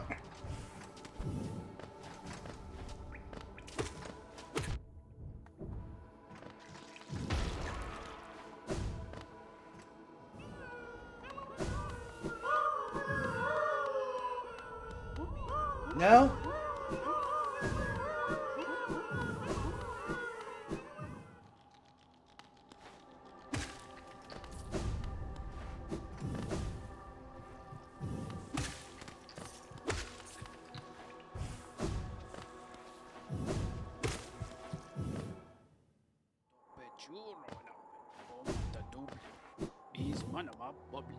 Precept 48.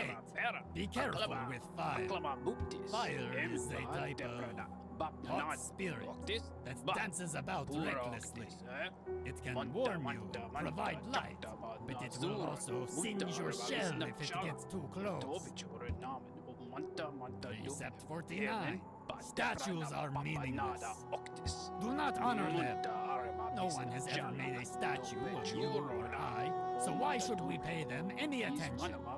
You might want to check her basement. Precept 50. Don't linger on mysteries. Some things in this world appear to us as puzzles or enigmas. If the meaning behind something is not immediately evident, though, don't waste any time thinking about it. Just move on. Precept 51. Nothing is harmless. Given the chance, everything in this world will hurt you. Friends, foes, monsters, uneven paths. Be suspicious of them all. Precept 52. Beware the jealousy of fathers. Fathers believe that because they created us, we must serve them and never exceed their capabilities. If you wish to forge your own path, you must vanquish your father, or simply abandon him. Precept 53. Do not steal the desires of others. Every creature keeps their desires locked up inside themselves. If you catch a glimpse of another's desires, resist the urge to claim them as your own. It will not lead you to happiness.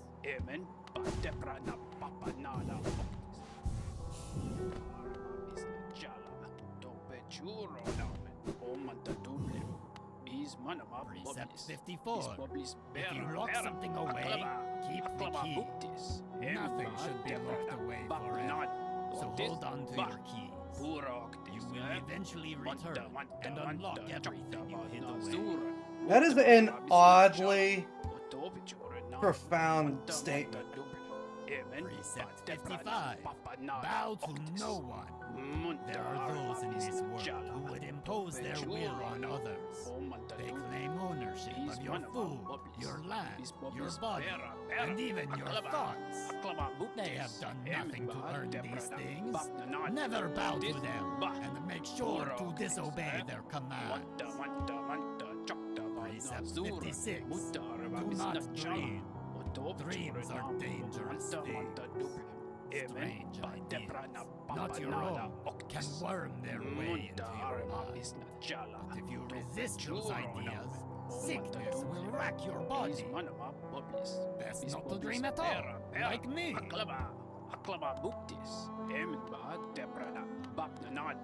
Precept 57. Obey all precepts.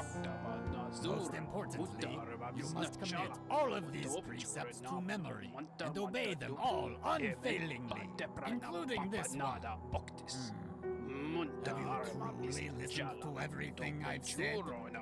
Let's start again and repeat the 57 precepts of Zolt. Does he actually? Okay, he does actually restart.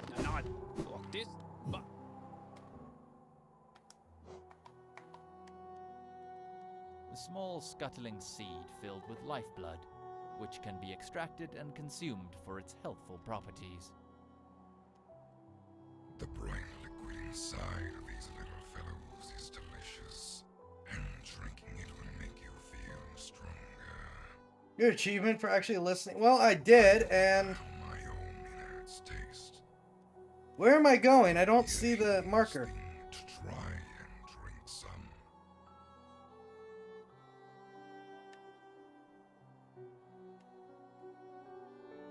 Isn't, but there should be. Oh wait.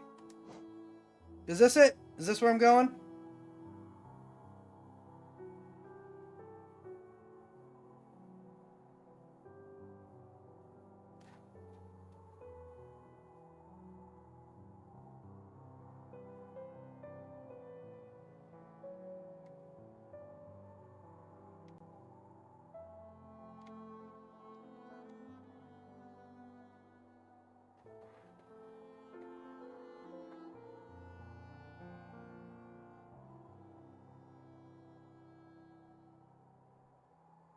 At the bench at the end of the thorn hallway. Oh!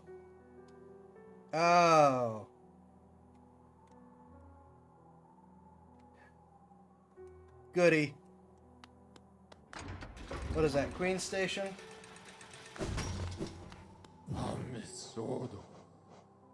Queen's Gardens.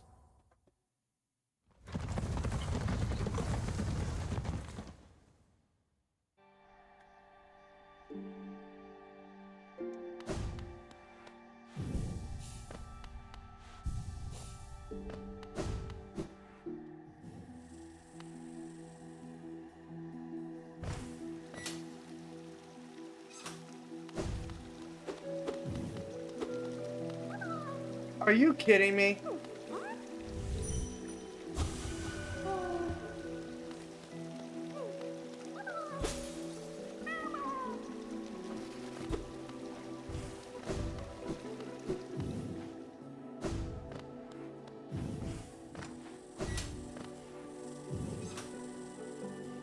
Green path, not queen. Oh my gosh.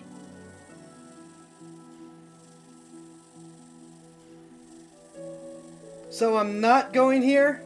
I'm going somewhere else?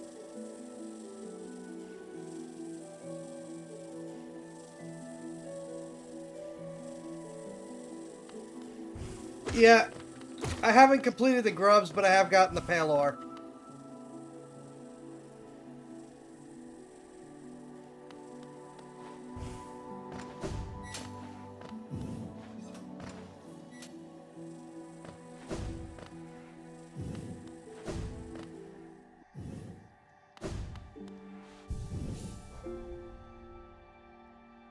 Green path. Colosseum. Although trained for combat, Oh, that. movement and Okay, attacks I are see where you still go. I see. haphazard. I'm stupid.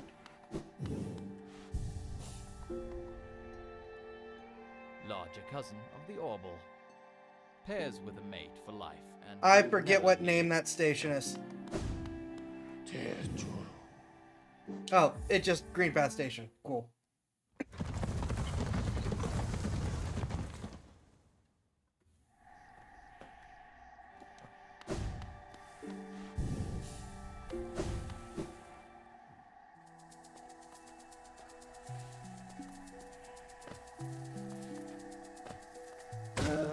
Bye.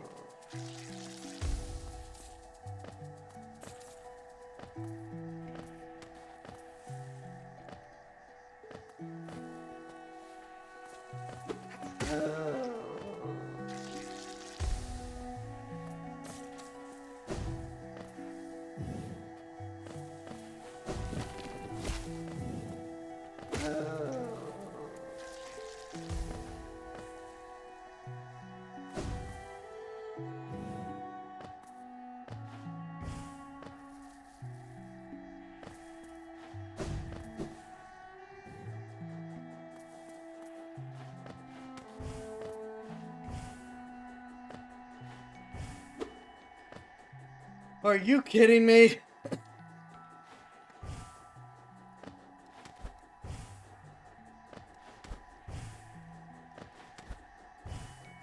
Oh, thank you.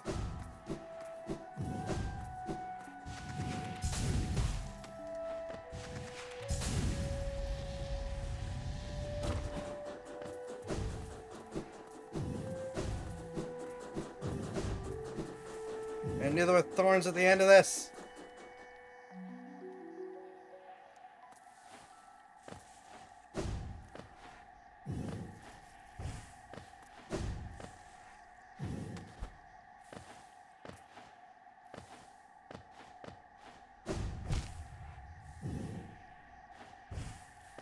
We're really gonna do this now.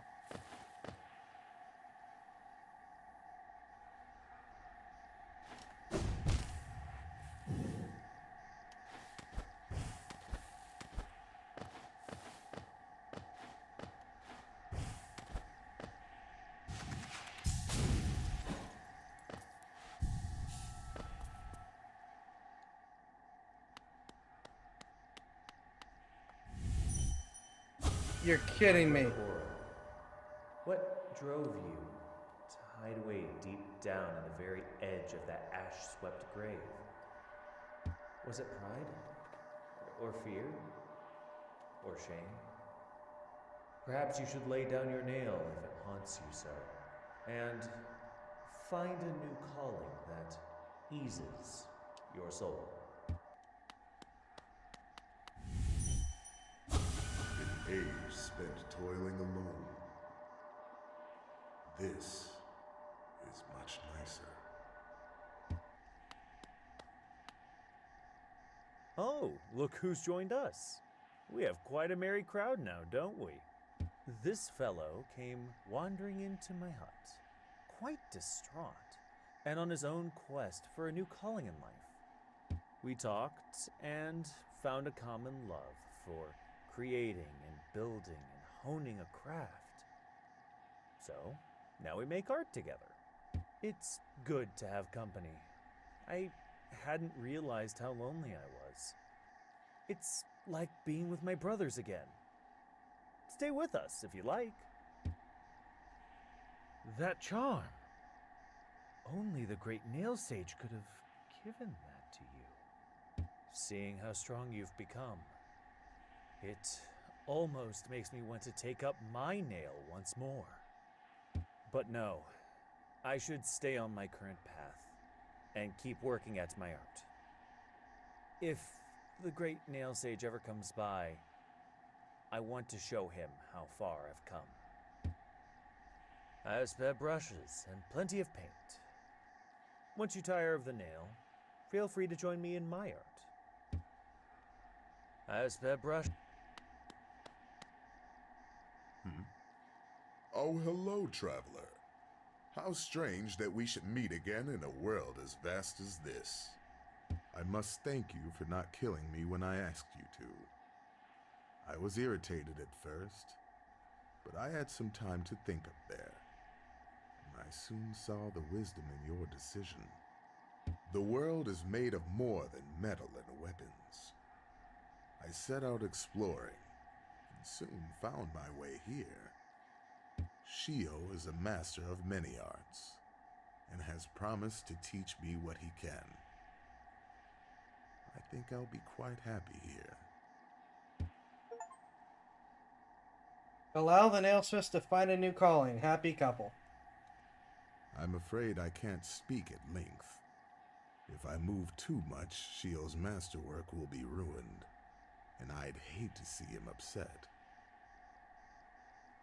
Though he may seem imposing, in truth, he is a delicate sort. In all the dark of Hollow Nest, who'd have thought I'd meet such an inspiring soul?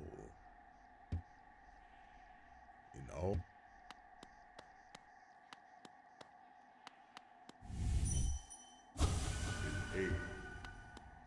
You know what? I'm happy for them. That isn't where I thought this was going, but I'm happy for them. And I'm glad I didn't push him off a cliff.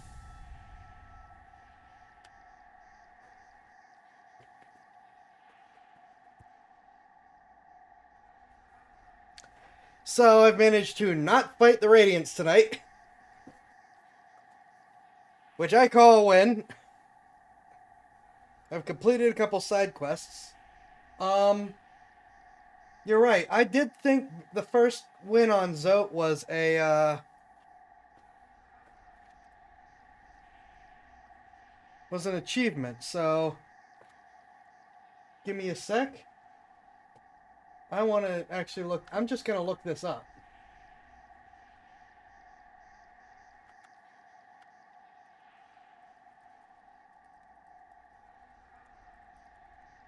Steam achievements for Hollow Knights.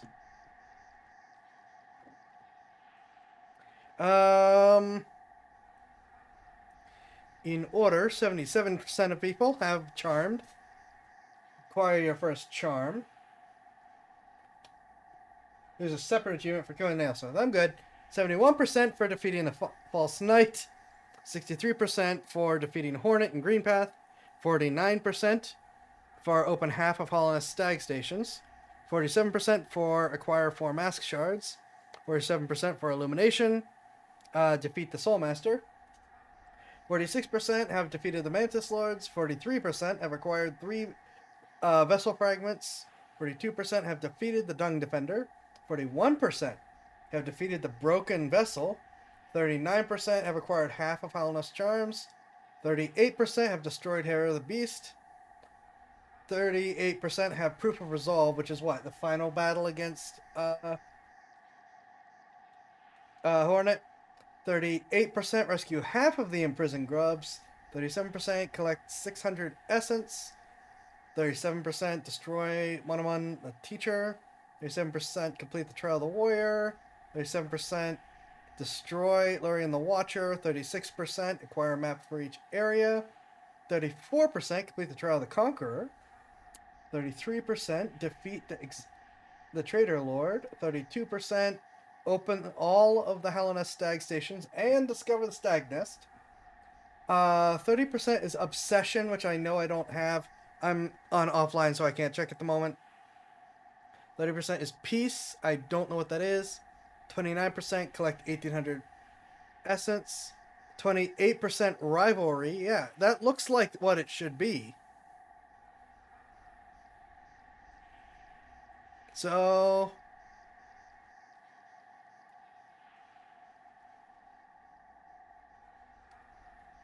I don't know why I didn't get that. Anyways, that's going to be it for me for tonight.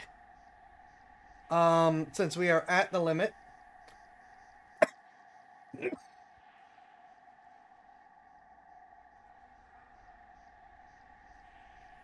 I didn't see an achievement pop. Oh, up to saw pop up? Okay. I just wasn't paying attention then. Thank you. Yep. Thank you all for hanging out and sticking with me. I hope you've enjoyed. Like I said, I have off tomorrow, but I'm going to use that to work on getting things uploaded. Keep an eye on Odyssey, which should be the main place that will get stuff. I will see you guys this upcoming Friday. I believe I don't have anything that's going to interfere. We'll see if we're going to do this or not. But yeah, as a reminder, Odyssey gets it first, then Rumble, then YouTube. And YouTube only gets one thing a day because of the way their stupid algorithm works. The other places may get more than one thing at a time. Thank y'all again. I appreciate all the help. I appreciate all the guidance. I appreciate you guys just not throwing too many things at me. Be safe. Take care. I hope you all have a great week. Those of you that have the holiday, please enjoy it. And I will see you next time.